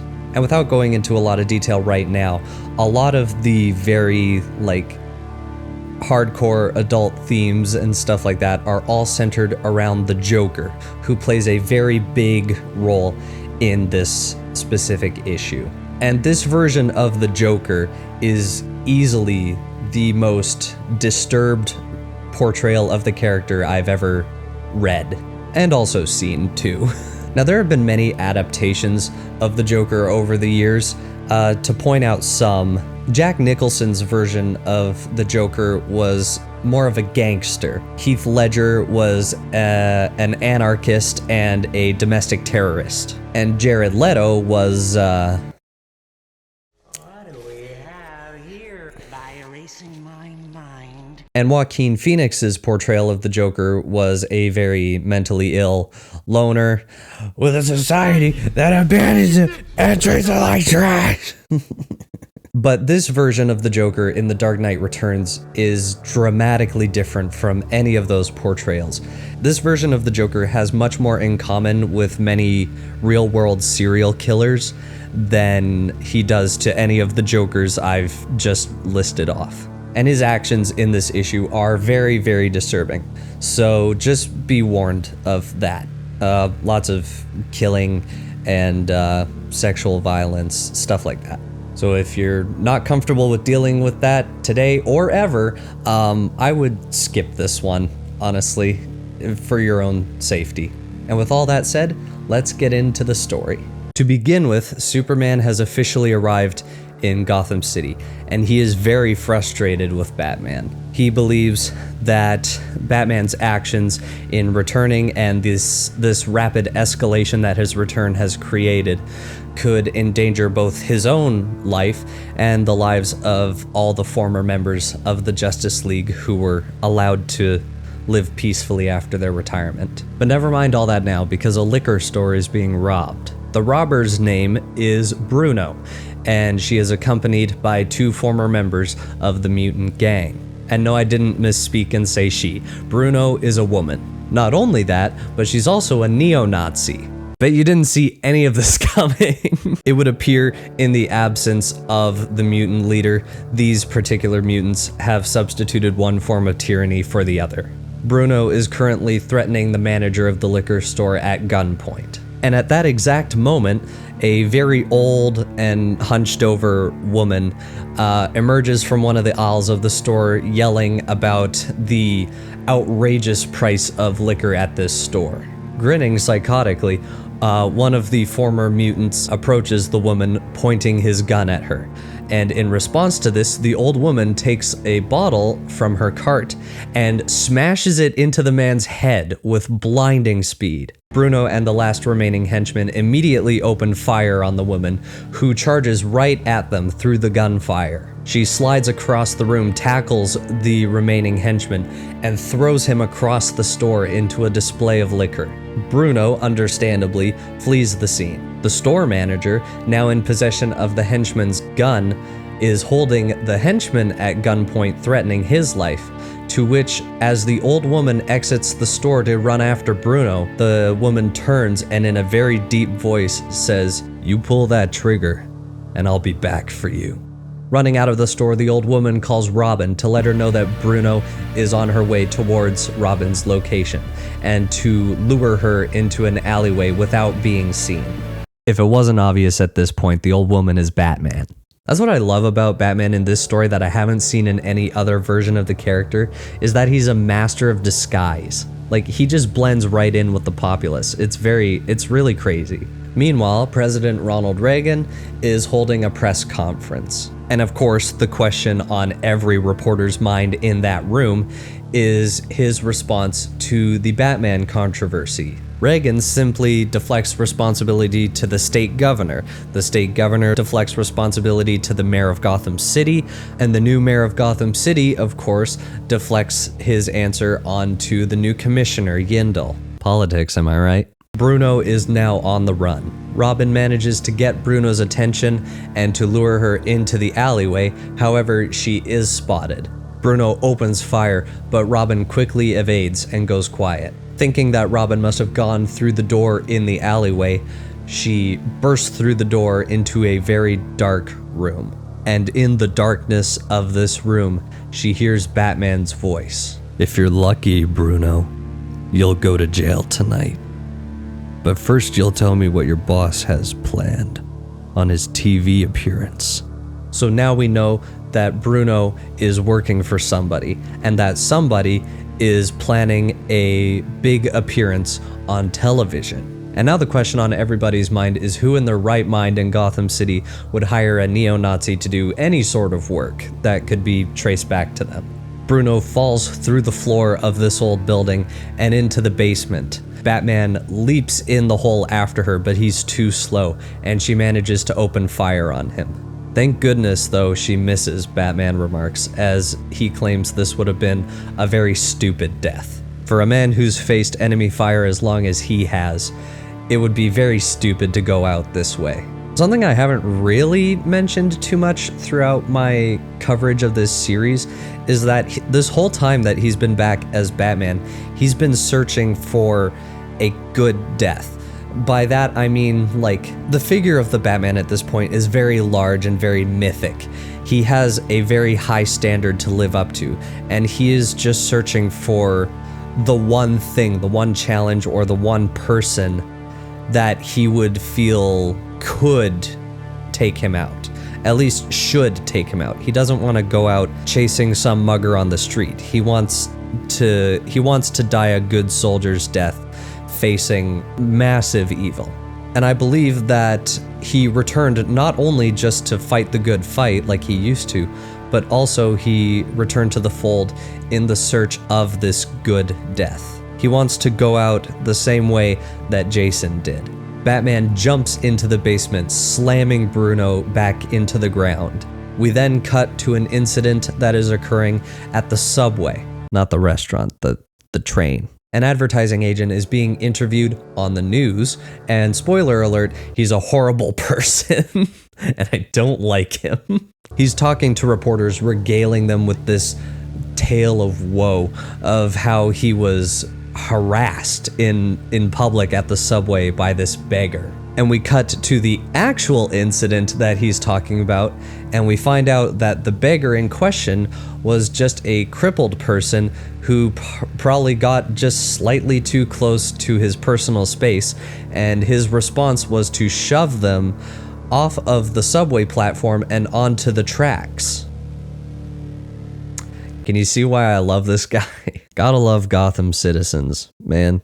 We cut back to the interview where he is like spitting this tale of him being the victim and how this person was obviously faking an injury just to get close to him so he could rob him, which... For legal reasons, no. For anecdotal reasons, sure. The man on the tracks begins screaming and begging this agent, this terrible person, to jump down onto the tracks and save him because he can't get up himself, and the subway lights are appearing at the end of the tunnel. Instead, the man begins running away, probably not wanting to be arrested for murder, which that was. And as he's doing this, something hits him in the chest very hard, sending him flying backwards. It really speaks to how terrible this guy is, because in the report, he keeps playing the victim and like complaining about how severe his chest pain is from that impact. He also keeps ragging on the man he pushed in front of the subway, saying that he was screaming and praying like an idiot. Like, damn, man. After whatever that impact was knocked him backwards, you hear the violent sounds of metal groaning, and we cut back to see that the subway was stopped right before it could hit the man. The front of the subway itself was crumpled inwards like a tin can. Did they still make cans out of tin? Aluminum can. Aluminium can. I'll spoil the magic for you. That was Superman. He dipped into the scene with blinding speed so that he wouldn't be seen, stopped the subway before it could hit that guy, and then just flew by on his merry way. I know I'm underplaying the fact that Superman just saved someone, but like, that's the Superman way. Since his continued operation and existence is highly classified, he moves with blinding speed so that no one actually sees him doing it. Meanwhile, Batman is beating up Bruno. He's trying to interrogate some information out of her. This whole operation was specifically set up by him and Robin so he could interrogate Bruno for this information. As he's fighting her, he starts to feel the floor rumble underneath him, and he becomes a little bit fearful because in the back of his mind he knows exactly what that means. And more importantly, he knows that it will ruin his plan. A blue blur smashes through the brick wall beside them, sending both Bruno and Batman flying. Bruno begins shooting at this new assailant, but Batman knows that it won't do any good. Faster than she can react, the gun in her hand reaches a boiling point as if superheated by an invisible heat ray. With blinding speed, something twists the metal pipes of the walls all around her, tying her up as if with ropes. And it is then that Batman hears the very familiar voice of Clark Kent. "Bruce, we have to talk. I'm busy tonight. You've just cost me hours. Tomorrow morning, my place. Stay out of my way until then." Having now exchanged his old woman costume for his actual Batman costume, he meets Robin up on the roof of that building. He chastises Robin for allowing Bruno to see her. There is no room for error in Batman's kinds of operations, and so if she slips up again like that, she will be fired. It comes across as very harsh, but with a life as intense as Batman lives, everything has to go precisely according to plan, or else people die. So I think it's justified. Having lost Bruno as a lead, the two now have to follow up with the only other lead that Batman has as to this unknown adversary's plans, and that is a man named Abner. Meanwhile, we cut to the televised inauguration of Gotham City's new police commissioner, Ellen Yindel. Gordon steps up to the podium in order to give a speech. "Ladies and gentlemen, it is my pleasure to introduce you to your new police commissioner. I do not envy her the next few years. This job has few rewards.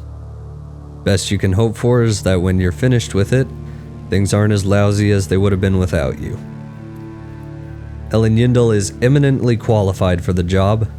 To attempt to quote her outstanding record in the minutes I'm allowed would be a disservice to her. Rather, I offer my sympathy in the knowledge of what she faces. She faces a city of thieves and murderers and honest people too frightened to hope. She faces life and death decisions every hour to come. Some will torture her. She will face a man who is the living spirit of something we need. She may be his enemy. She may learn from him. I wish her well. Thank you, and goodbye." Ellen then takes the stage, expresses her gratitude to her mentor, Commissioner Gordon, and issues an arrest warrant for the Batman. The charges are breaking and entering, assault and battery, and creating a public menace. Meanwhile, Batman and Robin are outside of Abner's house and are casing the place. The lights are out, so it doesn't look like anybody's home, and Batman emphasizes that they need to be quiet and they need to be patient in order to observe Abner when he does return. Carrie gets impatient and jumps into the building, determined to find clues. Batman yells after her to stop, but it's too late. When she enters, all she sees is a dark room. Illuminated by the moonlight is a solitary female doll. The face of the doll is very misshapen and hideous. Robin approaches the doll, making a disgusted noise, to which the doll swears at her. The doll can talk. The doll's also a bomb, by the way. Batman grabs a confused Robin, knowing exactly what's about to happen, and he pulls her out of the building just in time for the entire top of an apartment complex to explode. I'll send Robin home. I'll help the emergency teams as best I can. I'll count the dead, one by one. I'll add them to the list, Joker. The list of all the people that I've murdered by letting you live.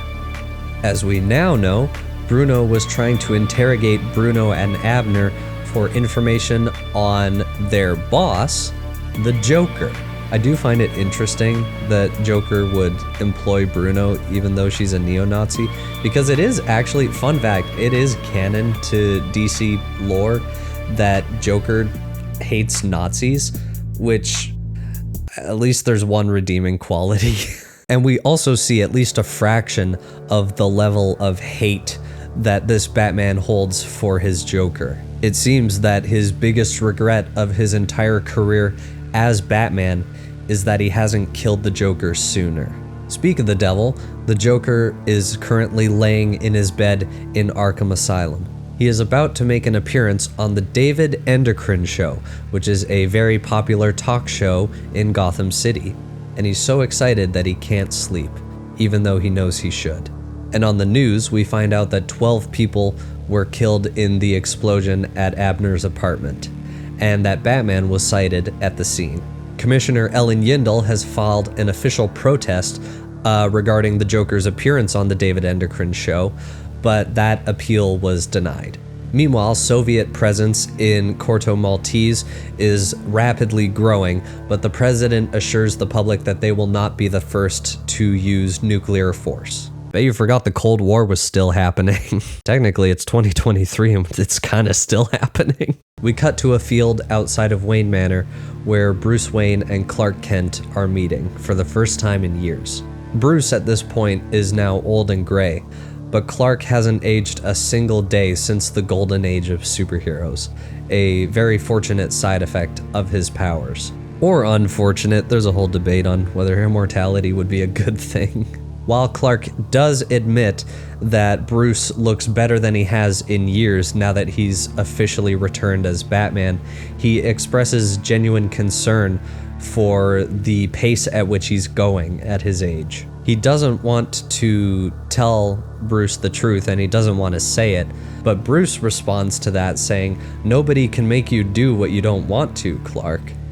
Which is kind of a spit in Clark's face, considering his situation, because that is exactly what the US government does with him. Despite Superman's love for humanity, he has to do whatever the US government tells him to do in order to preserve the safety of both himself and all the surviving members of the Justice League. And for the US government now, that means him killing Soviets. So it's kind of an insult to Clark because, as a matter of fact, people can tell him to do whatever they want. Knowing as much, Clark responds saying that the old days are gone. This new world doesn't really have a place for people like him or Bruce anymore. And things will just keep on escalating if he keeps going, to the point where someone higher up is going to tell Superman to do something about it, but not in his capacity as a friend. To which Bruce coldly responds, when that does happen, may the best man win. Bruce is resolved to keep going on this path and let things keep on escalating, and when Superman eventually comes to deal with him, Batman will just deal with him in turn. Before he can respond, Clark says that he has to go. As we find out, it is because US troops have officially engaged Soviet forces in Corto Maltese, and Superman has to go and intervene. Meanwhile, Reagan is giving a very politically charged address to the public. It's very clear in the whole comic that Frank Miller was very against US foreign policy at the time, specifically, like all these proxy wars and sending US troops into other countries to kind of like force democracy on them. At least the US's idea of democracy. I'm not gonna get into politics because, truth be told, I hate politics, actually. Just the whole thing. All of it. But there are a lot of political messages that you can draw out of The Dark Knight Returns, absolutely. But I'm gonna get back to the superhero stuff because now Superman is in Corto Maltese. As he is blowing up Soviet jets with his bare hands, he starts doing this thing that we're gonna see happen in both Superman and Batman's minds, where they kind of like air their grievances towards each other through internal monologue, sorry. This is one of the reasons that it feels more natural that these two forces are going to come to a head. In Batman v Superman, it kind of felt a little forced, but in this story, especially because of the world around them and the forces that each of them represent, it's kind of inevitable that the two are going to show down, and now he is airing his grievances towards Batman as he kills people even though he doesn't want to be. He says that the world around them was rapidly changing, and everyone else in the Justice League saw what was happening and decided to put down the sword and retire. But Bruce was always obsessive, and he refused to let go of this war that he started. He is the one big wrench that is kind of threatening Superman's way of life, and also his own way of life, Batman's own way of life. After this, we see a montage of many different sides preparing for the coming storm that is the Joker's appearance on live television. Abner, who we find out through seeing him, is the same guy that Two-Face approached in issue 1 about making bombs for him. The guy who was always loyal to the Joker even as he was sitting catatonic in Arkham. He tells the Joker that everything is prepared, and he reminds him to remember to wear his nose plugs. We're gonna find out why. Not now though. Commissioner Yindel and a large team of GCPD SWAT, essentially, are outside the studio of the David Endocrine show preparing to arrest both Batman and the Joker tonight. Bruce, in the meantime, is preparing all of his equipment for the night's activities, and he asks Alfred to go fetch Robin. Meanwhile, Joker is now in the studio of the show, and he is putting on his own very special lipstick. Dr. Wolper is with him as well. I haven't mentioned this. Him and Dr. Wolper, the very egotistical psychiatrist, are going on the show together. This is kind of Wolper's big moment of ego, where he can be like, the God complex doctor that he is. Look how I've healed this insane person and how functional he is. As we're gonna find out, the story of Dr. Wolper and the story of Icarus are very similar. Batman and Robin are now in his helicopter, which is cloaked outside of the studio building. He tells Robin that this is a strictly observational mission for her. She is to stay in the copter and do not touch any of the controls. If anything should go wrong in this mission, all she has to do is save boosters, and the voice-activated computer will take her away from the scene without anybody knowing she was there. There are 8 GCPD choppers outside of the studio as well, so obviously his helicopter is cloaked. Joker and Dr. Wolper are about to take the stage, the world-famous psychiatrist and his greatest achievement ever. But of course, his ego is too big to see what's actually going on here. Wolper's ego. Joker knows what's going on here. Meanwhile, Abner deploys the doll of a boy that looks very similar to the one that blew up his apartment just yesterday. Batman dives out of his helicopter and begins free-falling towards the roof of the studio, where the GCPD are waiting for him. They blast him with a spotlight, and Ellen Yindel gets on a megaphone and starts yelling at Batman to surrender because he is under arrest. Batman simply looks on them with contempt and says, "These children don't know me." As he lands on the roof, he immediately deploys a wad of thermite, which takes out the floodlight that was on him, and follows that up immediately with a smoke bomb, and he begins getting to work. As the police open fire, Batman begins taking them all out one by one. It's been decades since he's had to contend with Gotham City Police Department, but he's really good at it. Joker officially now makes his entrance onto the stage with Dr. Wolper close behind him. So many faces, so different from one another, and so few smiles. That's the Joker talking.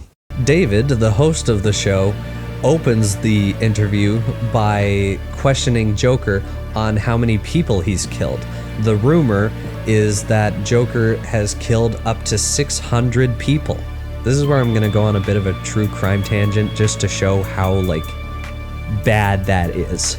In the modern age, the serial killer with the largest confirmed amount of kills is Dr. Harold Shipman. I'm not going to get into the details of how he did it or his whole story. There's better people more qualified to talk about that. But in his career as a serial killer, he killed between 218 to 250 people. And he is one of the most prolific serial killers of the modern age. And his kill count is a third of what the Joker is potentially guilty of. There's also another serial killer from the Andes named Pedro Lopez. And to be clear, Pedro Lopez was awful, horrible person. Don't look him up. It's very sad. He does have an official number of kills that are attributed to him, but if his own word is to be believed, he could have possibly murdered up to 350 people, which is still just over half of what the Joker is rumored to have killed in this story. Now, obviously, I'm not belittling the serious damage that these serial killers have done, because obviously they existed in the real world and this Joker is fictional. I'm just using these statistics to kind of give you a baseline of how bad he is in the story. He simply responds to David's question by saying that he never kept count. Apparently, the many lives that he took in his time as the Joker meant nothing to him.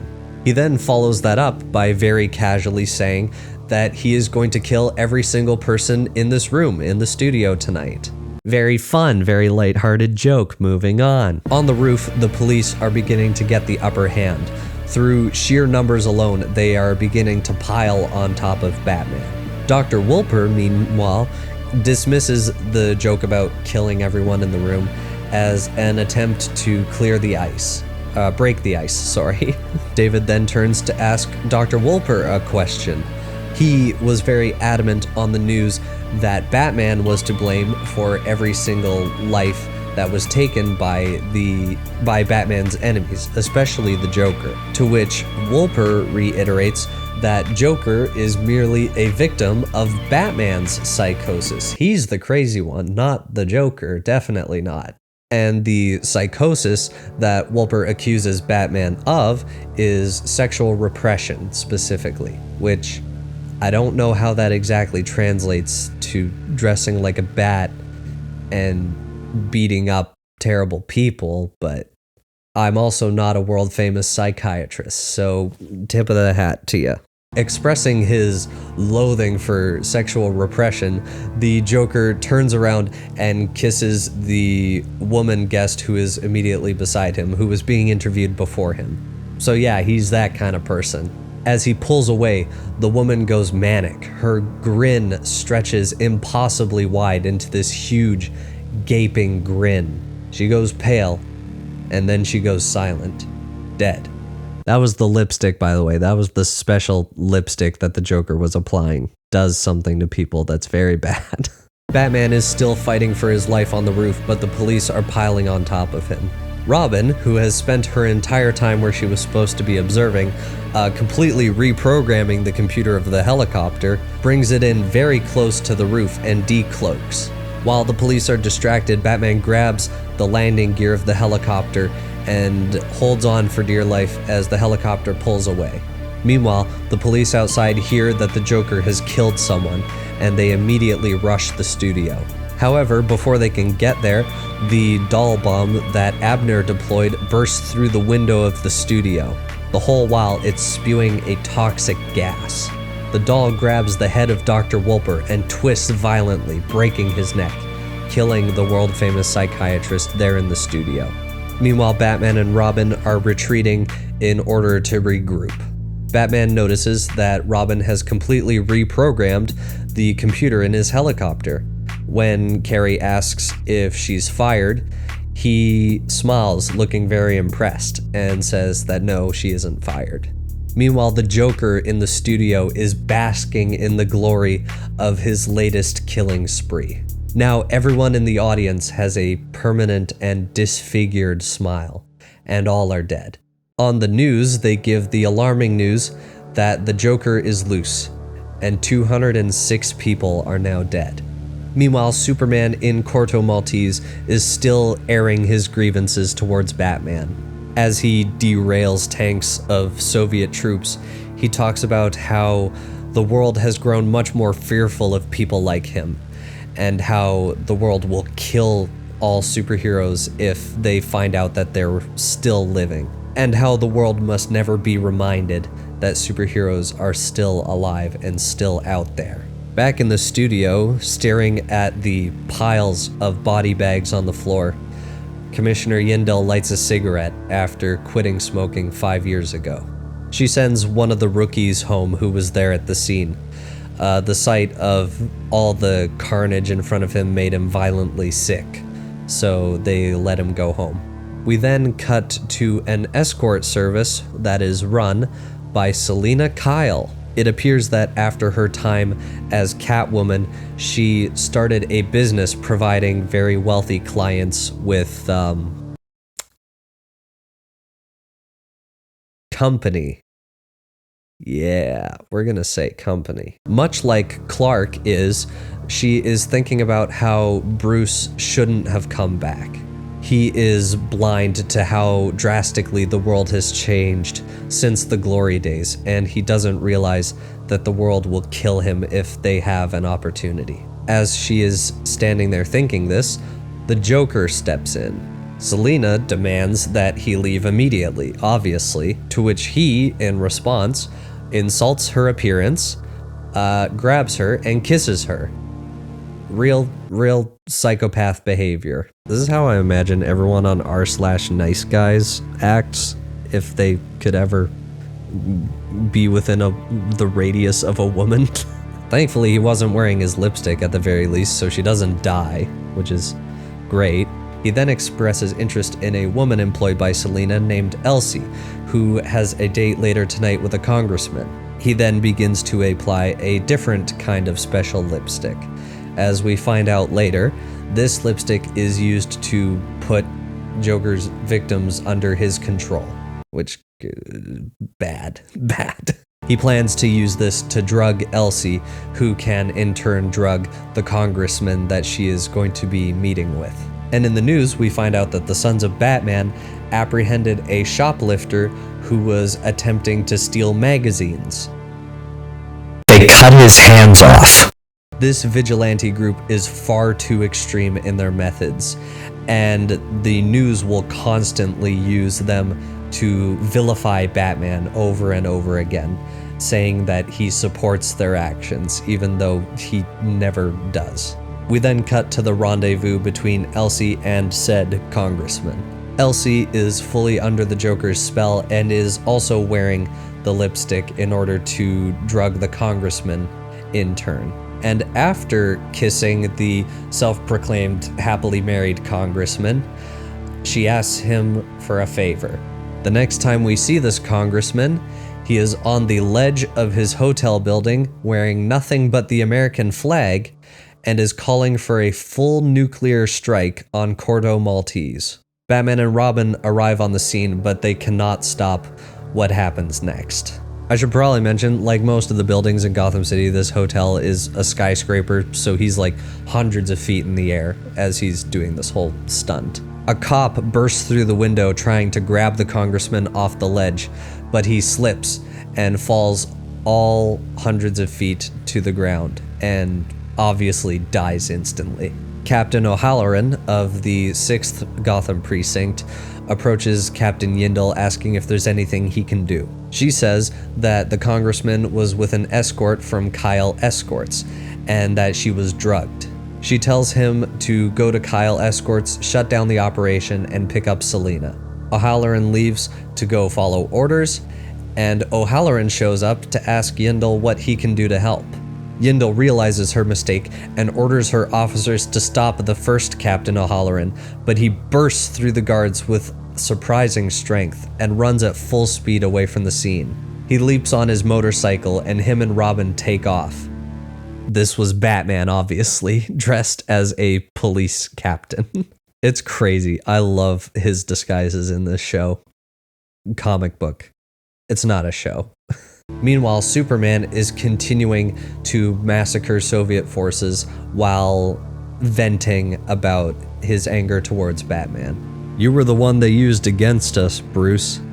The one who played it rough. When the noise started from the parents' groups and the subcommittee called us in for questioning, you were the one who laughed. That scary laugh of yours. Sure, we're criminals, you said. We've always been criminals. We have to be criminals. He blames Batman for the way that things turned out in the end. Because of his methods, the courts and the government systems were able to gain the upper hand. Batman and Robin arrive at Selina's apartment, knowing that Kyle Escorts is abandoned at this point. But the police are not too far behind, so they only have a small window. They find Selina in her bed. She is beaten, tied up, and dressed in a Wonder Woman costume.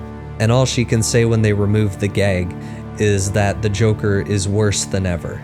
It's never expressly said what the Joker did to her, but the implication is very bad. Very, very bad. Definitely one of the darkest portrayals of the Joker that I've seen in anything, including the one where he cuts his face off and staples it on his face upside down. That somehow seems better, actually. She tells Bruce everything about the mind control lipstick and Elsie with the congressman, and she also says that another one of her women is meeting with the governor tonight and was also given lipstick by the Joker. And on the floor, Robin notices a tuft of cotton candy. This is a clue from the Joker. His next target is the county fair. I should also mention at this point, ever since the incident with the congressman, Batman has been asking the same questions on a loop in his head. How many more? How many more people need to die? How many more people need to be killed by the Joker before he does what he knows he should do? Selina begs Batman not to take Kelly with him, and from the way that she talks and how she trails off afterwards, it definitely implies certain things about what the Joker did.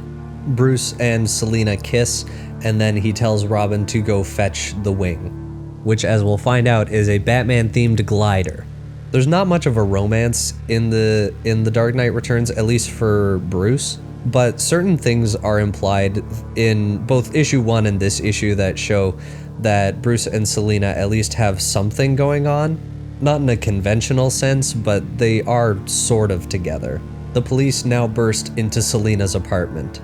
Batman throws thermite at their feet to distract them, and him and Robin jump through the window and grab onto the glider that Robin just called in. She got here faster than I planned.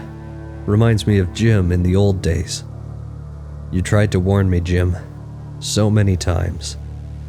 You told me that I break too many of the important rules, that I've made too many of the wrong enemies, that for all my tricks, I've been getting by on luck. It's all a game of odds, you said. All it will take is one bullet. The cops open fire on the glider as they try to escape. One of the bullets breaks Robin's harness, and she begins free-falling towards the ground below. Batman grabs her hand, but the glove that she's wearing slips off, and she begins to free fall. She manages to grab the very end of Batman's cape, and he pulls her back up to the glider. Terrified, the two embrace. It seems that their luck is quickly running out. Yindel gives the order that child endangerment be added to the list of Batman's crimes. And suddenly, Batman's voice comes over her radio. All he tells her is that the governor is in danger, and he doesn't have time to get to him. It's up to her. Yindel looks a bit resigned at this. She doesn't want to be taking orders from a vigilante that she's trying to arrest, but she also does need to save the governor. We cut back to Superman, who is still decimating Soviet forces while speaking to himself. We almost threw a party when you retired. By then the PBI was in it and things were getting out of hand. And there was that trouble with Oliver. Do you remember why you retired, Bruce? No. Just look at you. You'd do it again. And like a murderer, you'd cover it up again. Nothing matters to you except your holy war. They were considering their options, and you were probably still laughing when we came to terms. I gave them my obedience and my invisibility.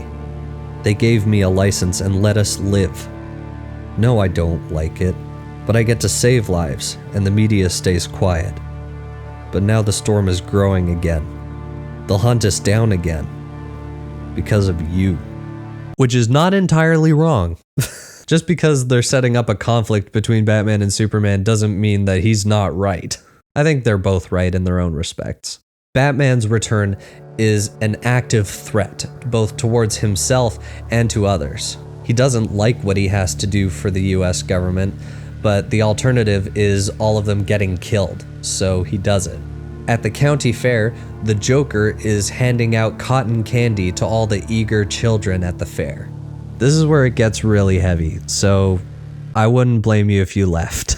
I'm gonna read his words because they're terrifying. They could put me in a helicopter and fly me up into the air, and line the bodies head to toe on the ground in delightful geometric patterns, like an endless June Taylor dancer's routine. And it would never be enough. No, I don't keep count, but you do. And I love you for it. So, spoiler alert, the cotton candy's not good. Not good at all. On the news, the US is prepared to authorize nuclear force against Corto Maltese. Meanwhile, the police apprehend former members of the mutant gang who were attempting to poison the Gotham City water supply. Their faces are painted white and their hair is dyed green. We then cut back to the fair where we see the devastating impact of the Joker's cotton candy, as we see hundreds of children lying dead on the ground. I told you it gets bad. It gets real bad. Batman's here too, by the way. Somewhere, a woman calls out for her son. Somewhere, a Callio plays the same tune again and again.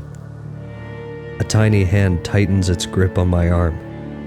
A girl of 13 breathes in sharply, her innocence lost. It ends tonight, Joker. Meanwhile, the Joker and Abner place a doll on a roller coaster full of people that don't realize it's a bomb. The Joker's killing spree at this fair is far from over. They look up and see Batman flying towards them. They launch another doll bomb at the glider, but Batman and Robin jump before it's too late. Can you see it, Joker? Feels to me like it's written all over my face. I've lain awake nights planning it, picturing it. Endless nights. Considering every possible method, treasuring each imaginary moment. From the beginning, I knew that there's nothing wrong with you that I can't fix with my hands. Batman's rage with the Joker has finally reached a boiling point. There will be no more games and no more mercy. The Joker dies tonight. End of story. The Joker detonates a smoke bomb to cause panic. Thinking that this is still some kind of sick game, the Joker grabs a hostage and holds her at gunpoint, not realizing that Batman's patience has finally run out. No, Joker. You're playing the wrong game. The old game. Tonight you're taking no hostages. Tonight I'm taking no prisoners. I don't like calling them batarangs because that feels very cheesy, but you remember those really sharp, bat-shaped discs that are essentially like throwing stars that Batman uses? Well, as the Joker's trying to playfully take a hostage, a bunch of those fly at him from the smoke. One of them gouges one of his eyes out.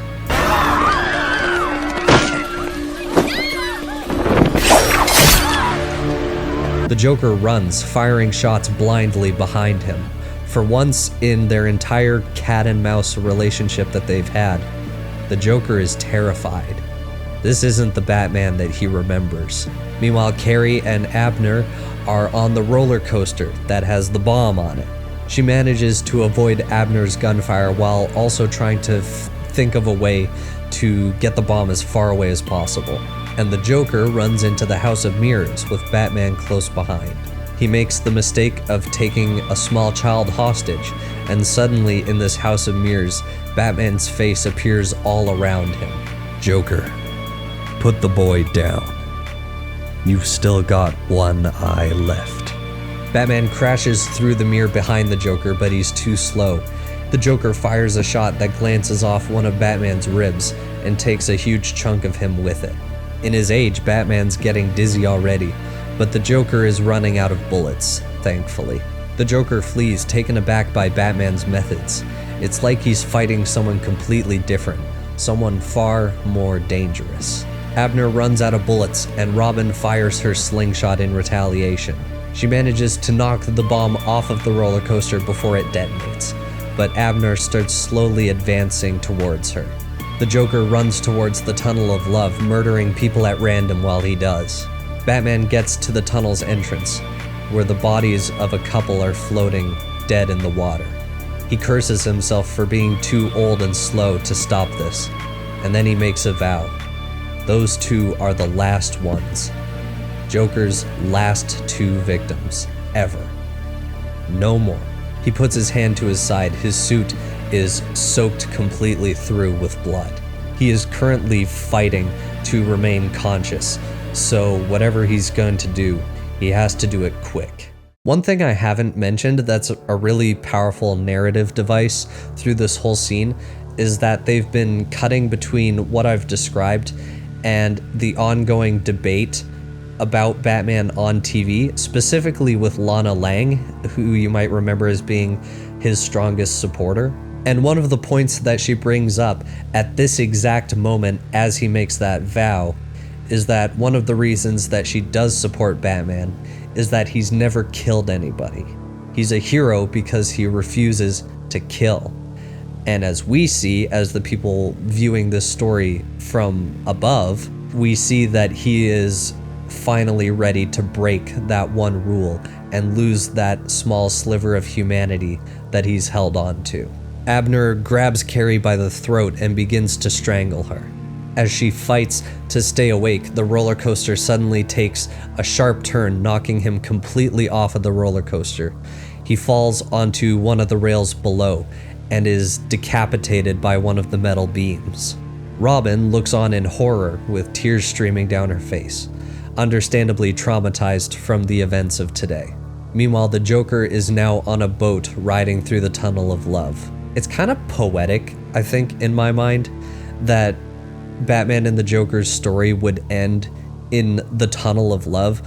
I don't know, there's something about that, because their relationship, even though it's like one based on hate, it's a very bad relationship, but it's such a strong relationship, and they're so connected as characters that it feels fitting that their story would come to an end here in this tunnel.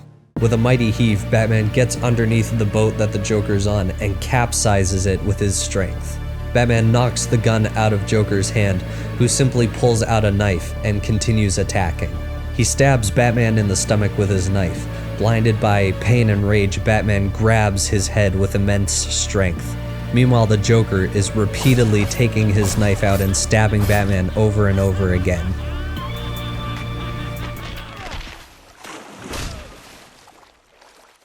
He gives a violent twist, and with a crack, the Joker stops moving and crumples to the ground.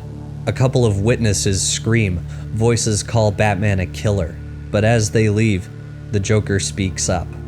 They're gone? The witnesses, I mean.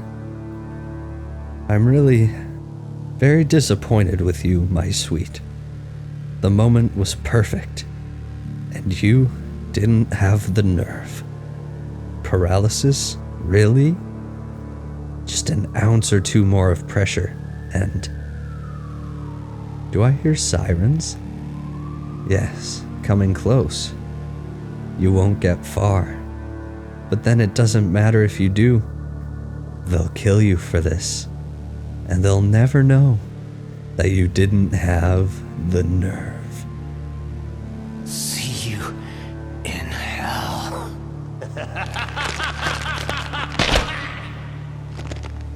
With a devil's strength, he twists and twists. What's left of his spine goes. Whatever's in him rustles as it leaves.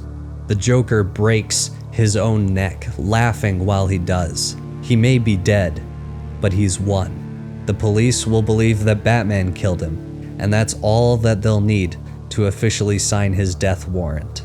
Batman slumps against the wall, blood pouring out of all of his wounds and into the water. The sirens echo through the tunnel. Tires screech. The world is growing dark and cold. We pick up immediately where the story last time ended. Batman is in the tunnel bleeding out. Meanwhile, Commissioner Yindel and her squad are closing in on his location. Hoping to cause a distraction, allowing him to escape, Batman rigs the Joker's bodies with explosives. And as one last parting gift to his old rival, the Joker, he spits on the face of his corpse, which honestly goes insanely hard. An officer approaches the scene and reports to Yindel that the body of the Joker has been found, and that it is indeed a murder. But what he doesn't know is that the body is also rigged with explosives, which go off right in his face. He doesn't die. These aren't powerful explosives. These are just diversionary explosives. Batman's not a psychopath, or at least he's a psychopath with taste. Batman throws additional explosives to cause further chaos, and then he calls Robin on his communicator and tells her to bring the helicopter in. Commissioner Yindel orders Batman to freeze and pulls out her gun. In response, Batman simply punches her right in the face and takes her gun. And there's this really cool moment right before he makes his escape, where he's holding the gun and he turns to the burning body of his old rival, the Joker, and he tells it to stop laughing at him. Even in death, Batman is still haunted by the Joker, and it's entirely likely that the Joker and his actions will haunt Batman for the rest of his life. He hears a SWAT team approaching his location, ready to open fire on him. He remarks on how they're probably armored, which means he won't have to hold back. For a moment while he's planning his escape, he blacks out and wakes up on the floor of the tunnel. He is, after all, incredibly injured and probably close to dead at this point. He takes a stimulant in order to stay conscious, and then he places a much larger explosive on the wall of the tunnel. As the SWAT team approaches Batman's location, he fires Yindel's gun at the explosives he placed on the wall, resulting in an explosion that distracts the SWAT team and begins collapsing the tunnel, allowing him to make his escape. Batman bursts out of the tunnel into the middle of a small army of cops. If it weren't for Robin, this would probably be where his story ends. But Robin's in the chopper now and throws a rope, catching Batman around the waist and pulling him to safety into the helicopter. And on the news, as it turns out, Batman openly attacking the police is not a good image. Gotham has requested that the state police be dispatched to Gotham City to deal with this. And after finding the charred corpse of the Joker, murder has officially been added to the list of charges against the Batman. Clark Kent looks up at the sky, sad. He knows that a line has been crossed today, and he knows that it's all over. We then cut to a news interview with a woman who was just assaulted on the streets of Gotham. She was walking down the road when an older gentleman came up to her and began catcalling her, the usual creepy behavior. This man was only looking for violence, and his target was this woman. And before she could defend herself, he begins attacking her. The creep's pulling out his weapon when there's this shriek. Straight out of hell, there's this shriek. It turns into a growl, a flapping of wings, big wings. Something wet happens to the creep. A side of beef slams into the lamppost. A switchblade snaps open. Bones start popping inside the creep. He's screaming and begging. What grabbed him is laughing, and so am I. One of the things that I love about Batman in this story is just how scary he is to others. Sure, other versions of the character beat their enemies to a pulp, and that's terrifying in itself. But this version of the Batman does what I've never seen any other do before, where he will just grab a target and systematically break them, one bone at a time. We see this image of Batman looming over this creep as he slowly starts breaking every bone in his body, laughing while he does it. It's a truly frightening image. And I'm not sure when this event takes place in the story, because we now cut to Batman's current condition after his fight with the Joker. He's on a surgical table in the Batcave. Alfred is operating on him. It's pretty serious, but it looks like he's gonna pull through.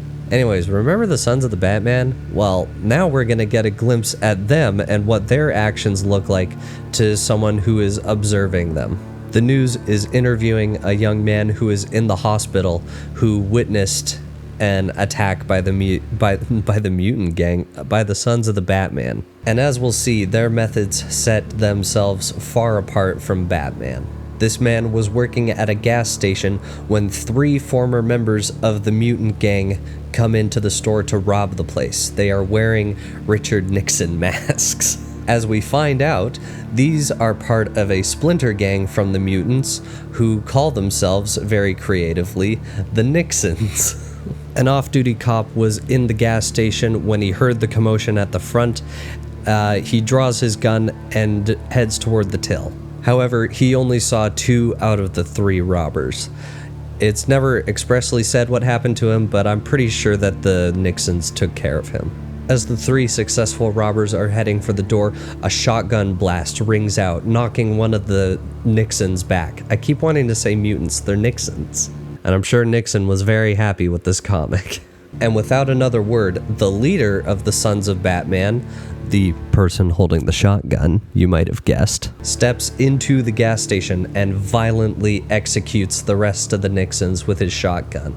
This leader of the Sons of the Batman is barely 16 years old, and now he turns his attention to the teller. Apparently, he thought the teller should have put up a fight against the 3 gang members with guns trying to rob his store, and he says that the man doesn't deserve to run a gas station.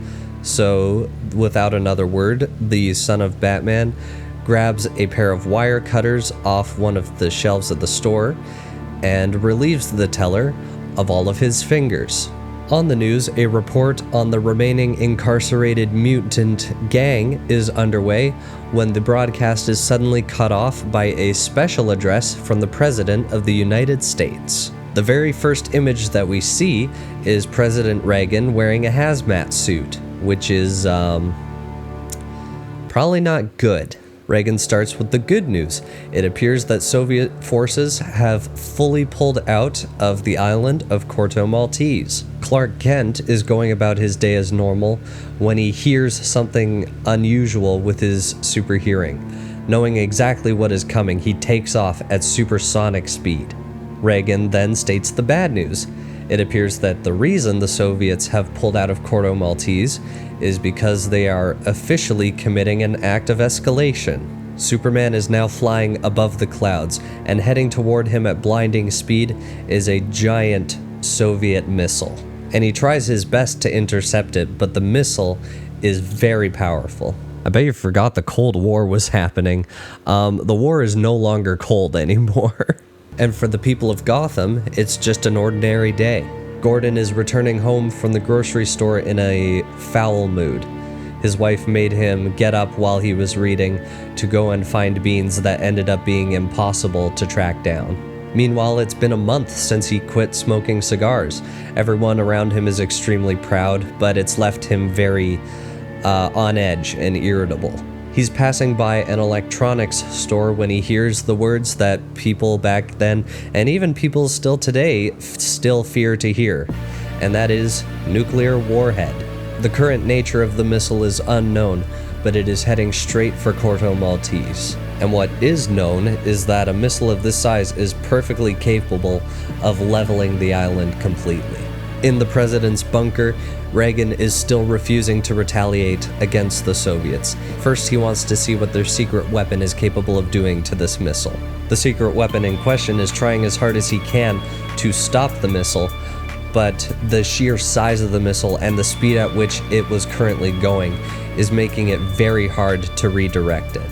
The pilot, who is keeping track of the missile as well, says that the magnetic pulse generated by this missile could be capable of wiping out all electronics, but the news anchor who's interviewing him keeps cutting him off. The pilot yells over the news anchor to try and say that the missile has been redirected.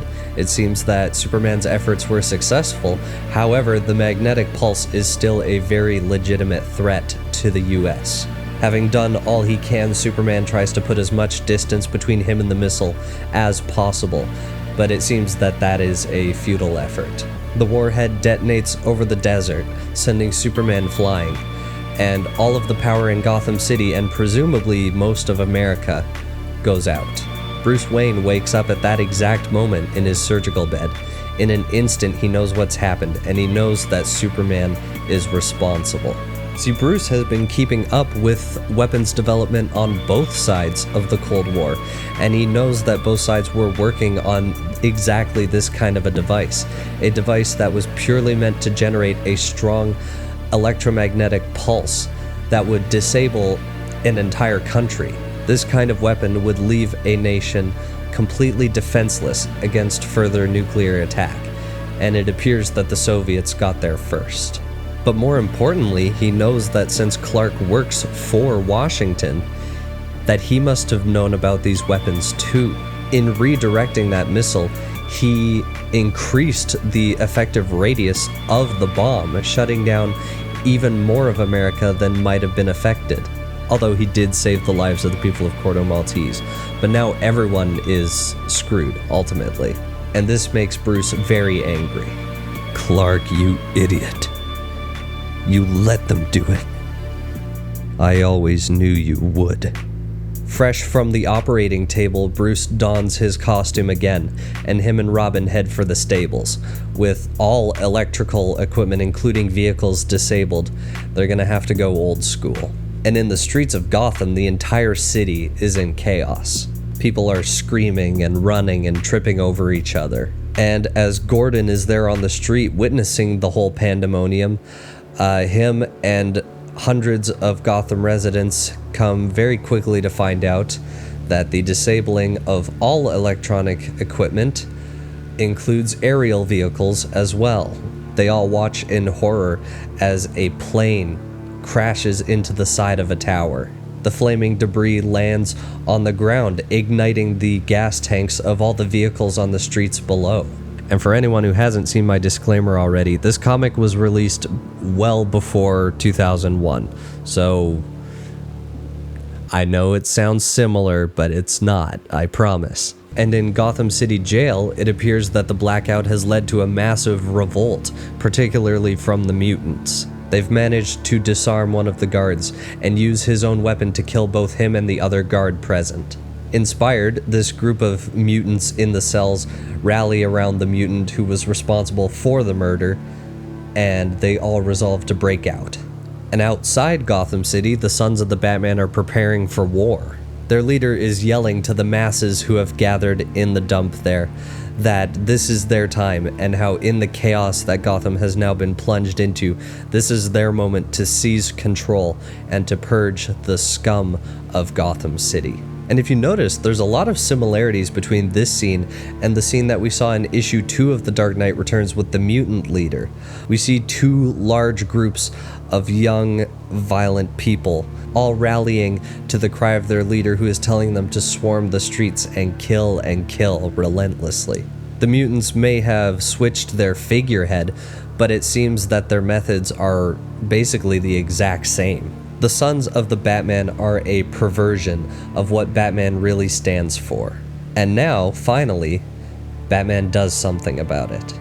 Batman arrives in their midst, riding a giant black horse. He looks on this group of violent young people with a burning fire for justice, and he knows that that fire can be molded. Meanwhile, Gordon is watching helplessly as the fire in town spreads west, right towards his home, where his wife Sarah is.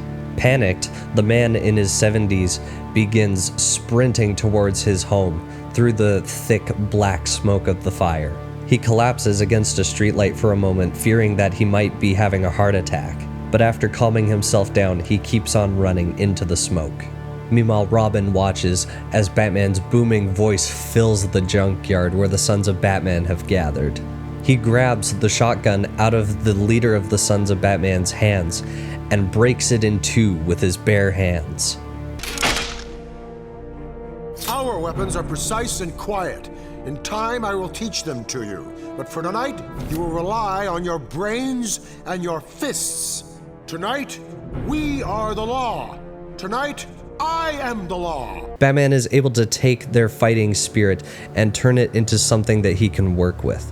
This kind of serves as a full circle moment for the mutant gang. This group of young people were attracted to the mutant leader because he represented authority for them. He kind of served as their father figure. And using this authority he had over them, he twisted and corrupted them, turning them to violence. When Batman dethroned him, the mutants split and followed various other figures of authority like the Joker. The Sons of Batman were gravitated towards Batman as their kind of like figurehead leader, but their only exposure to Batman was his violence towards their former leader. And so they kind of take this on as a message or a lesson on how to deal with crime and violent people. And now he's back to correct that and provide genuine fatherly guidance to this group. Essentially, he is taking on an army of Robins, not just one. Using only his words, Batman is able to rally an army to bring order to Gotham City now that it's on fire. Meanwhile, Gordon is still running home, the smoke getting thicker and thicker the closer he gets to his house. A gas line explodes outside of his building, which is completely engulfed in flames at this point. He starts yelling at the people panicking on the ground, trying to coordinate an effort to put out the fire, but no one is paying attention. The street is in chaos. Most people are fighting with fists and with bricks, struggling to find scraps of food and to survive. This is a great commentary on like American society in this comic, as it only takes one event to send civilized people into absolute anarchy and violence and animalistic behavior. In response, Gordon pulls out his gun, and suddenly people are way more willing to listen. The mutants have successfully broken out of Gotham jail as well, and have begun immediately ransacking the city around them. But not for long, because Batman and his army of Robins arrive on the scene. I'm gonna keep calling them the Sons of Bat, but you know what I mean. Boys, girls, I'm here to appeal to your community spirit. I'm sure you're all eager to help. He recruits the remaining mutants as well, who join his army. Commissioner Yindel watches the whole thing unfold from the police building. An officer asks her what she wants to do about this, but she simply lowers her head, resigned, and says, "He's too big." This is a reference to the very last conversation that she had with former Commissioner Gordon. She now realizes that the spirit of the Batman is far larger than just the man himself. His is a movement that cannot be stopped or slowed. And so, like Commissioner Gordon did, she steps down and allows it to take its course. Speaking of Gordon, he has successfully rallied and united the people. The need to survive has been overtaken by the need to save. They form a line and begin passing buckets of water to put out the fire. Meanwhile, nurses are tending to the wounded as best as they can. And Gordon's own heart is under control for the moment, even though there is still no sign of Sarah. And now we get to what is, for me, probably the coolest Superman scene I have ever seen in movies or comics or anything. Superman wakes up at the very epicenter of the nuclear detonation, and his thoughts are immediately of Batman. You cannot touch my planet without destroying something precious. Even her deserts are abundant. There were birds here, who she blessed with chest feathers absorbent enough to carry water for miles to their children. Bullfrogs who slept for years in dried out riverbeds, then dug their way to the surface when the rains came. Now, there's only blackened glass, endless flame. Our people, Bruce, you laugh at them. They can do this, and you laugh. He feels as if it is his duty to guard and care for the Earth, even though humanity, who the planet actually belongs to, seems only concerned with destroying it, and Batman just laughs the whole while. And the whole while Superman is saying this, he has the appearance of a charred and emaciated corpse. One thing you may not realize if you're not like a hardcore DC fan or Superman fan in general, is that he is not inherently strong. See, his super strength, super healing, all of his powers are derived from our sun. He feeds off of the rays of the sun or the radiation of the sun, whatever it is, but that is the source of all of his powers. And now, trapped in the middle of a nuclear storm that blots out the sun, he is severely burned. He is weak and he is struggling to fly above the cloud line. And before he can make it to taste the sun again, a huge lightning bolt passes right through him, striking him down to the ground again. And this is where the really cool scene comes in, because I've never seen any other piece of media do this specific thing regarding Superman's reliance on the sun for his strength. He lands in a grassy jungle, near dead. Since the sun and the sky have failed him, he turns his attention to the earth. Placing his hands on the grass and on the flowers below him, he asks the earth to save him and give him strength. And as all the jungle around him almost instantaneously withers and dies, he stands up, fully healed and fully restored. I love this scene because he harvests, essentially, the solar energy from the plants that are all around him to fuel his strength, so that he doesn't have to rely on the sun. This is something I've never seen done anywhere else, and it is insanely cool. As Gordon is helping to put out the fire in his apartment building, he sees a woman run out of the building on fire and screaming. She's Sarah's height and has similar hair and clothing, but he can't be sure. She screams once more, then dies on the sidewalk. Gordon says with conviction that it wasn't Sarah, but I think this is more of a comfort than it is an actual fact. And now we have another segment of the comic where witnesses are describing to the news events after the fact, so I'm just going to run through the story that we are about to watch. Remember the guy from the last video who pushed a crippled person in front of an oncoming subway train? Well, he's back, and he's worse than ever, spoiler alert. Bet you thought you'd seen the last of him. I thought I did too. Every time I reread this comic, I have to watch this guy work again. And in no surprise to anyone, when all the chaos erupted, he immediately turned on everybody. We also find out in his interview that he's a racist, which really is just the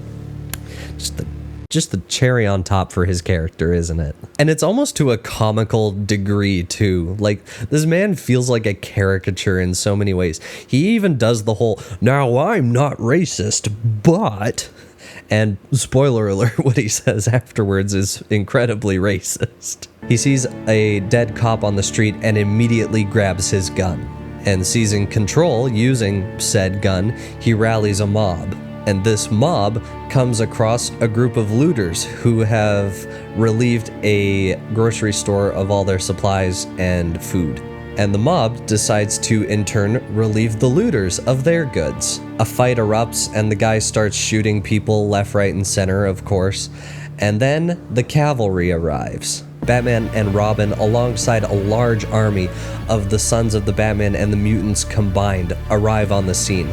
Some are on horseback, but some are on foot. The man with the gun panics and points the gun at Batman to defend himself. That was his big mistake. In true Batman fashion, he grabs the man from on top of his horse, lifts him above his head, and with a great heave throws him as far as he can, breaking 3 of the man's ribs and putting him in a neck brace. And the man in the interview has the audacity to say that he's gonna press charges as soon as Batman is brought in. What a guy. Thankfully, we never have to see him again. We then get to a very small moment in the comic, but this is one of my favorite moments in the whole series because it speaks volumes about Batman and his character at this point. It's literally 2 panels long, but it impacted me so much. It's entirely told from Robin's perspective. From his horse, Batman gives orders to the Sons of the Bat and to the mutants, and they all disperse to carry out his orders. So now it's just him and Robin alone on the street. And when it's just the 2 of them alone, all of Batman's strength fades away. His shoulders slump and he hunches over in the saddle, completely and utterly exhausted. For a moment, he's not the powerful and invincible Batman that everyone else sees. Now that it's just him and Robin, he is just a tired, old man. It's a really cool moment, not only because it reminds us, the audience, that he's not only human, but a much older human, but it also shows that he's willing to be vulnerable in front of Robin. He is at the point where he trusts her completely. It's only once in the whole night that it shows. He's given orders, and all the mutants and Sons of Batman and everybody are gone for a minute. He just sags in his saddle, like an old man. Then he straightens up and grins at me like it's funny. He can't die. After a moment of weakness, he straightens and puts back on the facade of the powerful and invincible Batman. Meanwhile, Gordon turns, hearing a very familiar voice on the street. As it turns out, Sarah had forgotten to tell Gordon that she also needed milk when he went out, and so she had gone to the grocery store and wasn't there when their home burned down. Reunited, the 2 embrace in front of the inferno of their old house. It's a great character moment for Gordon because that's always been a big complaint for him, is Sarah always needing one more thing. It's something that drives him up the wall. Just before all this chaos started, he was grumbling to himself on how he had to interrupt his reading to go to the store because Sarah needed one more thing. But now, she is alive purely because she needed one more thing. And now all the resentment that he held towards that little quirk of hers is gone. I thought that was a really cool character moment and a moment of good growth for Gordon. And we now jump forward in time 1 week after all of those events went down. The power is back on, but the effects of the bomb are still very much apparent. Namely, it's an August afternoon, but it's snowing outside, and no one has seen the sun for a week. I forgot to turn my fan off, dadgummit. Hang on, you guys are gonna get good sound for the rest of this video. That was the one thing I forgot to do. Just one more thing. And on the news, they're talking about how this bomb was specifically designed by the Soviets to dramatically alter the weather of wherever it was dropped. The bomb threw enough soot in the atmosphere to completely blot out the sun, and now people are freezing to death across America. And the lack of sun has also affected the crops, meaning that a massive famine is on the way. Meanwhile, Superman and Ronald Reagan are having a discussion about Batman. It's unclear exactly what they're talking about, but the main takeaway is that they both know that Batman will refuse to be brought in alive. And in Wayne Manor, Bruce is having a meeting with Oliver, a former member of the Justice League who went by the name Green Arrow. You might recognize him from the CW show Arrow. A blink and you miss it detail from this scene is that Bruce is now walking around the house with the assistance of a cane, which further accentuates just how old he is at this point and how worn down his body is from all the fighting and all the years of fighting. Oliver is currently criticizing Bruce's approach to fighting crime. Like Superman has said numerous times at this point, the world has changed, and Batman makes far too much noise to be allowed to continue to operate. And after Oliver broke out of prison, he took to the shadows and started fighting from within. The world thinks that Oliver is dead, and so to keep that narrative alive, the US government will cover up everything that he does to them in order to keep that narrative alive. He is in a position where his enemies have to cover up his existence in order to perpetuate the narrative that he doesn't exist. But Bruce, Batman, has made such a public noise that they definitely have to kill him. To which Bruce asks Oliver why he would risk coming back. Oliver says that he always knew that it would come down to just Batman and Superman. To borrow a phrase that Commissioner Gordon and Yindel have used at this point, they're both just too big. And when that fight comes, Oliver wants a piece of him, for old time's sake. He gestures to where his left arm should be. The implication, of course, is that in whatever confrontation happened 10 years ago, Superman took Oliver's arm in the process. Bruce sits as Robin learns to ride on horseback. To himself, he begins thinking about what has to be done, what he needs to do now. And Robin is one of the main reasons on why he has to do it. She is young and has a future ahead of her. And if he doesn't do what he has to do, then that future is put in jeopardy. Everything is coming to an end. And Superman knows it too. A blast of heat comes from the sky, writing words on the ground right in front of Bruce. The message is a single word: where. Superman is allowing Batman to choose where his last stand will be. Bruce looks up at the sky and says Crime Alley, the place where years ago his parents were murdered and Batman was born. And on the news, President Reagan has imposed limited martial law in order to keep America safe and intact. With everything going on, chaos very much reigns in America at this time. Violence and looting in America are at an all-time high, everywhere except in one place. Thanks to Batman and his small army, the streets of Gotham, for once in the whole city's existence, are in complete peace. Commissioner Yindel refuses to comment on the situation. It seems she has finally adopted Commissioner Gordon's position on the Batman. And in the Wayne Infirmary, it seems that Bruce's body is not healing well at all. He takes a stimulant in preparation for the fight, and then starts putting on layers and layers of harnesses and armor. And for one final time in his life, he speaks to the spirit of the Bat, that ancient monster that appeared to him when he was a boy, and brought him back into the fold. When you came for me in the cave, I was just 6 years old. You were ancient. Nothing could kill you. But the war, it did not begin then. No, it was 2 years later, when her necklace caught on his wrist, when he shoved his pistol into her jaw and pulled the trigger, and everything my mother was struck the pavement as a bloody wad. That night began 30 years of hunting thieves and murderers. Is that what you intended? Somewhere in the endless night, like a bellow from a wounded bear, the answer comes. US troops have fully pulled out of the street known as Crime Alley, and helicopters are hovering overhead. Reporters are speculating that the US is staging a fight between Batman and Superman. Meanwhile, Batman continues to prepare. He has several tricks up his sleeve, including one big one. After his stimulant, he takes another pill, one that is designed to take effect in exactly 1 hour. His greatest trick. Batman, now outside of Crime Alley, positions his tank. Only 20 minutes until the pill takes effect. And Robin asks if Batman could please tell her the plan. She asks if he is going to die tonight, to which he simply turns and says, "Figure I will."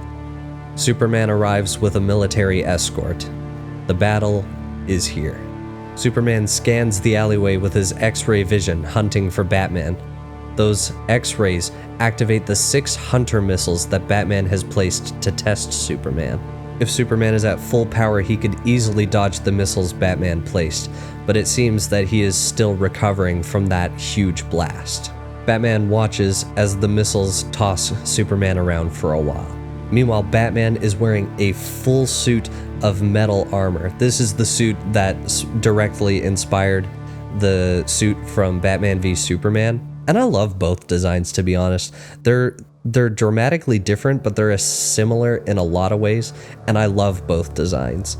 We then cut to Alfred in the Batcave. He is reminiscing on a memory of Bruce as a child. And fun fact, Alfred's, not his dialogue, but his thought bubbles, like his text bubbles, the font is different. They're a lot neater and a lot more fancy than any of the other text in this comic. It's weird and kind of cool because it sets him apart from the rest of the characters as, you know, this very proper, like, you know, British figure that Alfred always is. Strange to think of that particular evening. More than 40 years passed. Master Bruce was but 9 years old, and restless as he always was at night. Still he sat politely enough on his bed as Alfred read to him. The purloined letter, yes, that was the story. He listened in silence as, finishing the tale, I explained the importance of Mr. Poe's contribution to detective fiction. Then, with a voice like steel, so frightfully formal, his dark eyes flashing, Master Bruce asked, no, demanded, the killer was caught and punished. I assured him that the villain had met justice. Bruce slept like a boy. Superman lands. He's breathing heavily, but hardly fazed by the missiles that have been beating him around. Batman looks at the timer on his wrist. He only has 11 minutes until that pill takes effect. Everything is exactly on schedule. And now it's Robin's turn. Piloting the Batmobile, Robin charges at Superman, firing rounds from the main guns. The force does cause Superman to stumble temporarily. However, with ease, Superman picks up the Batmobile with his bare hands and tears the hull apart. Isn't this a school night, young lady? Clark! This is between you and me. And now we come to the standoff. Batman is standing underneath the streetlight where his parents died. Superman is hovering above him. Now he's talking, trying to reason with me. I can't hear him, of course. No, my ears are protected. So all I have to worry about is my teeth, rattling from my jaw or shattering like every window on the block when I hit him with the Sonic. Batman pulls out a sonic gun and unleashes a blast so powerful that it destroys the whole city block and leaves Superman in agony. And in his head, Batman mocks him. A nosebleed so soon, Clark? Don't drop now. The night is young, and I have so much planned. Superman lands, crushing the sonic gun with his bare hands. Meanwhile, Batman hooks up a device to the streetlight behind him that connects directly to his suit. Now connected to Gotham City's power grid, Batman clamps his hands over Superman's head and uses every single watt of the entire city's power to cook Superman alive. Still talking? Keep talking, Clark. You've always known just what to say. Yes, you always say. Yes to anyone with a badge or a flag. No good. The feedback. I'm not getting 100th of what you are, but it's getting bad ahead of schedule. What didn't hit you or me fed this suit, Clark. It's way past time you learned what it means to be a man. Having fully charged his suit, Batman clobbers Superman with the force of a tank. Superman retaliates, grabbing Batman's helmet and ripping it off. Still in the Batmobile, a pre-recorded message from Batman kicks on for Robin. Now that Superman is fully distracted by Batman's attack, he is willing to tell her the real plan. On the street, Batman and Superman continue trading blows. You sold us out, Clark. You gave them the power that should have been ours, just like your parents taught you to. My parents taught me a different lesson, lying on the street shaking in deep shock, dying for no reason at all. They showed me that the world only makes sense when you force it to. You may have noticed that Batman v Superman borrows a lot of lines of dialogue from this comic, but I feel like with the context of this story, they hit way harder in this context. Superman delivers a devastating blow, breaking 3 of Bruce's ribs. Batman is cornered, but he's right where he wants to be. Now it's Oliver's turn. He takes a glance and realizes that Oliver was found by US troops and is desperately trying to escape and survive. There's only a minute left until the pill he took takes effect, and Batman needs to distract Superman so that he doesn't notice that Oliver's there. At least long enough for Oliver to get a shot. He throws acid in Superman's face, burning him, and follows that up immediately with an explosive. At last, he's gotten Superman angry. It's now or never. Pulling the bowstring back with his teeth, Oliver fires an arrow at Superman. And I'll say right now that Oliver and Robin get away from the scene fine. I'm saying that now because I don't want to interrupt this moment, because this moment is fantastic. The arrow explodes in a green cloud. It was obviously made of pure kryptonite. It wasn't easy to synthesize, Clark. It took years and it cost a fortune. Luckily, I had both. Superman looks up with fear and concern for Bruce. Bruce, your heart. And now that the kryptonite has taken full effect, Batman begins ruthlessly beating Superman into the ground. This is the end for both of us. We could have changed the world. Now look at us. I've become a political liability. And you're a joke. Superman is bleeding on the sidewalk. Batman's hands are clamped around Superman's neck like a vice. The two stare into each other's eyes, both knowing that Batman has won this fight. I want you to remember, Clark, in all the years to come, in your most private moments, I want you to remember my hand at your throat. I want you to remember the one man who beat you.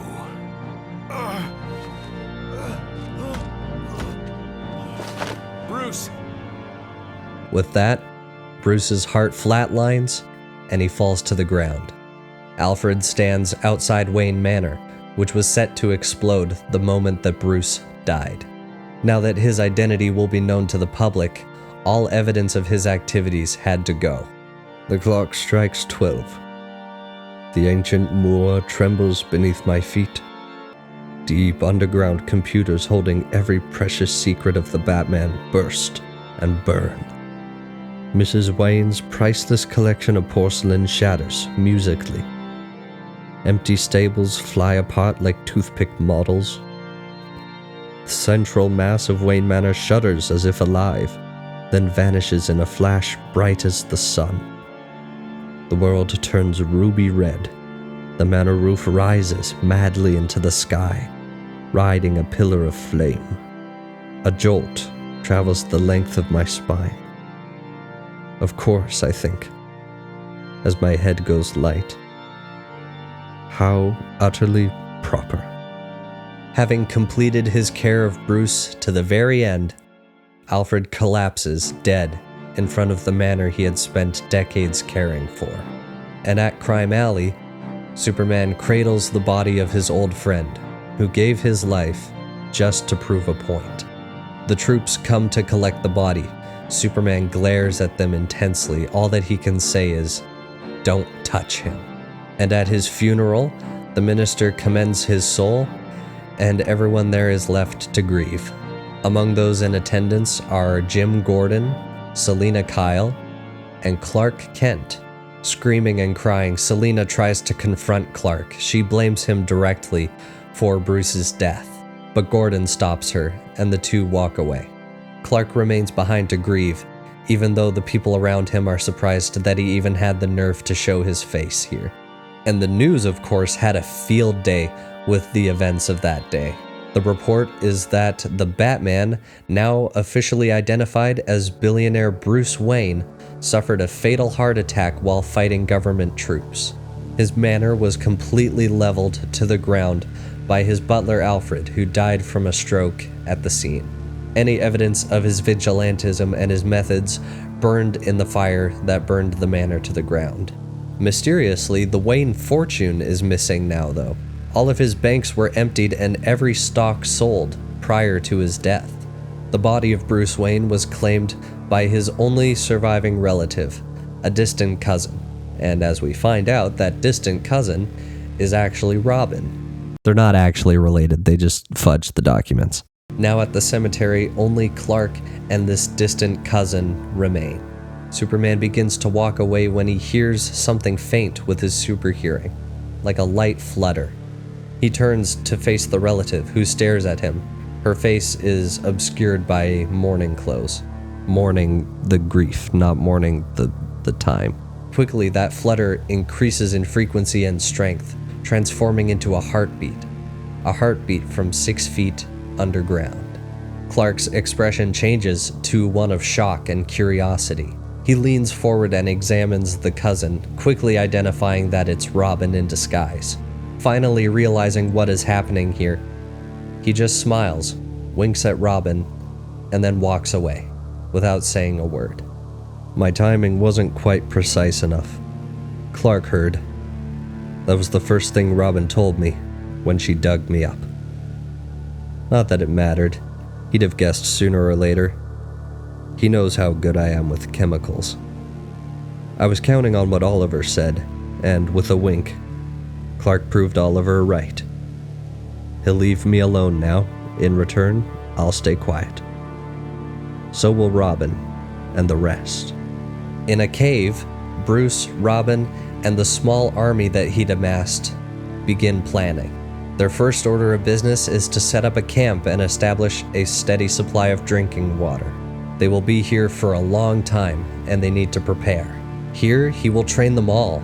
He will show them in detail his ways and his methods, and additionally, what they are supposed to do with that training. As Oliver had said, now they will operate from the shadows. Now that the Batman is dead, his followers will now act in his stead, and the government will have to protect them in order to keep the narrative alive that Batman died fighting government troops. Years to train and study and plan. Here in the endless cave, far past the burnt remains of a crime fighter whose time has passed. It begins here, an army to bring sense to a world plagued by worse than thieves and murderers. This will be a good life. Good enough. And that is the end of The Dark Knight Returns. This is my favorite Batman story of all time, and that is for a number of reasons. Batman spent the entire series knowing that things were out of control, and he spent all of that time searching for what he could call a good death. But now at the end of the series, surrounded by a generation that he can mentor and train, he realizes that he has instead found a good life worth living. It is the perfect ending for a character who never knew when to stop. And there are sequels to this story, but this is an amazing self-contained story. I can't really bring myself to read all of the graphic novels that preceded this after reading a story so well done. And Batman's conflicts all throughout this series challenged him in very real, very existential ways. Batman returned to crime fighting after 10 years of retirement because he realized that he was incapable of changing who he was. And Two-Face in issue 1 forces him to confront this about himself, as well as the monster nature inside of him, that spirit of the bat that kind of drives him. And the mutant leader in issue 2 makes him realize that he can't fight using his own strength anymore, if he's going to survive in the modern day against modern evils, he has to evolve and he has to change. And the Joker in issue 3 challenges his moral code. Is it worth taking one life and saving so many others in that process? Is it worth losing that small piece of humanity that he's kept onto, or that he's held onto? And Superman in issue 4 not only represents the old world that they used to fight for, but also the new regime that came along and killed it. In this issue, Superman is Batman's closest friend and his worst enemy. He is Bruce's perfect death and his way out. Batman died fighting the most powerful man on Earth, but not before letting him and the regime he stands for know that he was above them. He tarnished their perfect image forever, and then he laid it all down. The smackdown was a message. Neither Superman or the government that he represented was invincible, and he didn't want to do anything with that, but he wanted them to know that. Much like the Joker, even though he died at the end of the fight, it was still indisputable that he won the fight. In a battle of political forces, he got the last word. Batman's return was the perfect storm, and Superman was the only thing that was capable of stopping his escalation. But Batman still chose to go out on his own terms. Like in Christopher Nolan's Dark Knight trilogy, the idea of the Batman became more important than the man himself. And since that legend had a fitting end, fighting the most powerful man on Earth, the idea can live on. And I do also want to take this time to talk about a little bit of a headcanon I have with Bruce and the Batman in this universe. And this specifically works because of certain lines of dialogue he uses, certain attitudes he has towards certain things, as well as the time period in which this is set. And if I'm right, it would be one possible explanation on how Bruce learned how to fight or to handle a firearm, even though he is generally opposed to it. But we see in the comic that he is very capable of handling firearms. What inspired this thought initially was his constant reference to Robin as a soldier. He would refer to Robin and the people he fought with as soldiers, and this crusade that he was on he would call a war. And it would also explain why he is so opposed to the American government as well, or why he has issues with how they operate.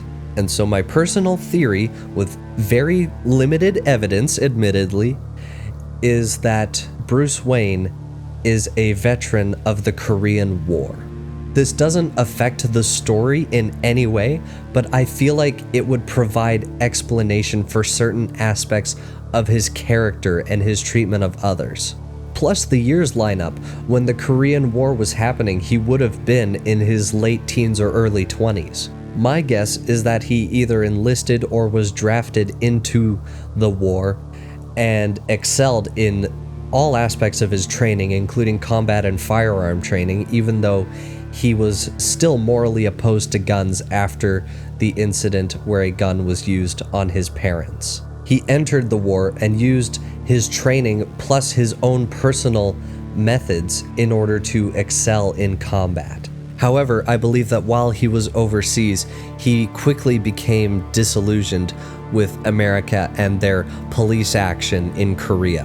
Maybe he saw something over there, or maybe one of the officers he served with did something overseas. But whatever the case, he saw or did or witnessed something that changed him.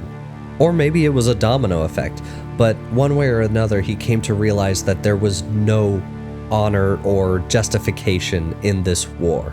Now obviously he didn't desert, because there's no indication that he was ever dishonorably discharged from the army, at least in this story. But I do think that after he finished his tour, he resolved to continue the fight back home, but on his own terms. He had his own moral compass and resolved to fight against tyranny, whether it was tyranny from the underworld or tyranny from the government, any form of tyranny. And as we saw in this story, there was tyranny on all sides. There was corruption on all sides. So that's my headcanon for the origin story of this Bruce Wayne, in addition to the usual, like, parents dead in the street. I do believe that this is another addition to his character that makes sense in this story. And dealing with corruption and tyranny on all sides relates to another reason that I love this comic so much. This mainly applies to comic book movies rather than comic books themselves, but I am of the belief personally that superhero movies should not be a genre of film. And I don't mean this to say that comic book movies shouldn't exist. I do find enjoyment in them, but they shouldn't be their own genre, because it's a very limiting genre. When I think of comic book movies that stand out from the other ones, I think of the movies where they take the character from the comic book and place him in a different genre. For example, Captain America: The Winter Soldier. That was a spy thriller, and the Joker is a psychological thriller and a character study. And I am of the mind that Batman is the perfect character to place within a film noir or neo-noir context. They did this with Robert Pattinson's Batman, and they also do this in The Dark Knight Returns. The film noir and neo-noir genres are primarily characterized by characters who are very cynical of the world around them. They are characterized by intricate plot lines, and they are characterized by very existential themes. Batman as a character was made for the noir genre, and The Dark Knight Returns is a perfect example of a noir comic.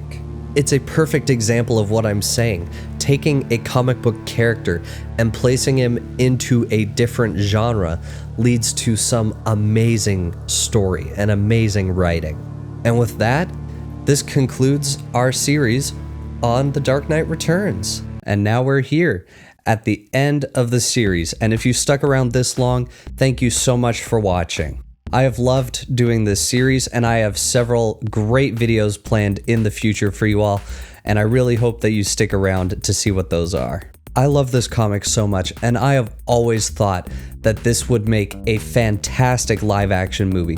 There are 2 animated movies based on this story that do a really good job with it, but I would love to see this story adapted into the live-action. And, James Gunn, if you're watching this, I'd love to direct that, if you wouldn't mind. As a filmmaker reading this comic, I can see this translating so well into the live action.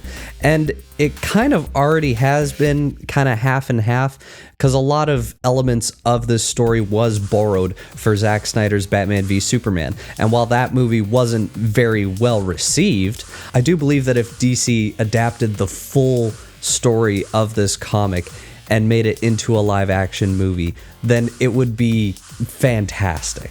So James, if you're watching this, please hire me. Please.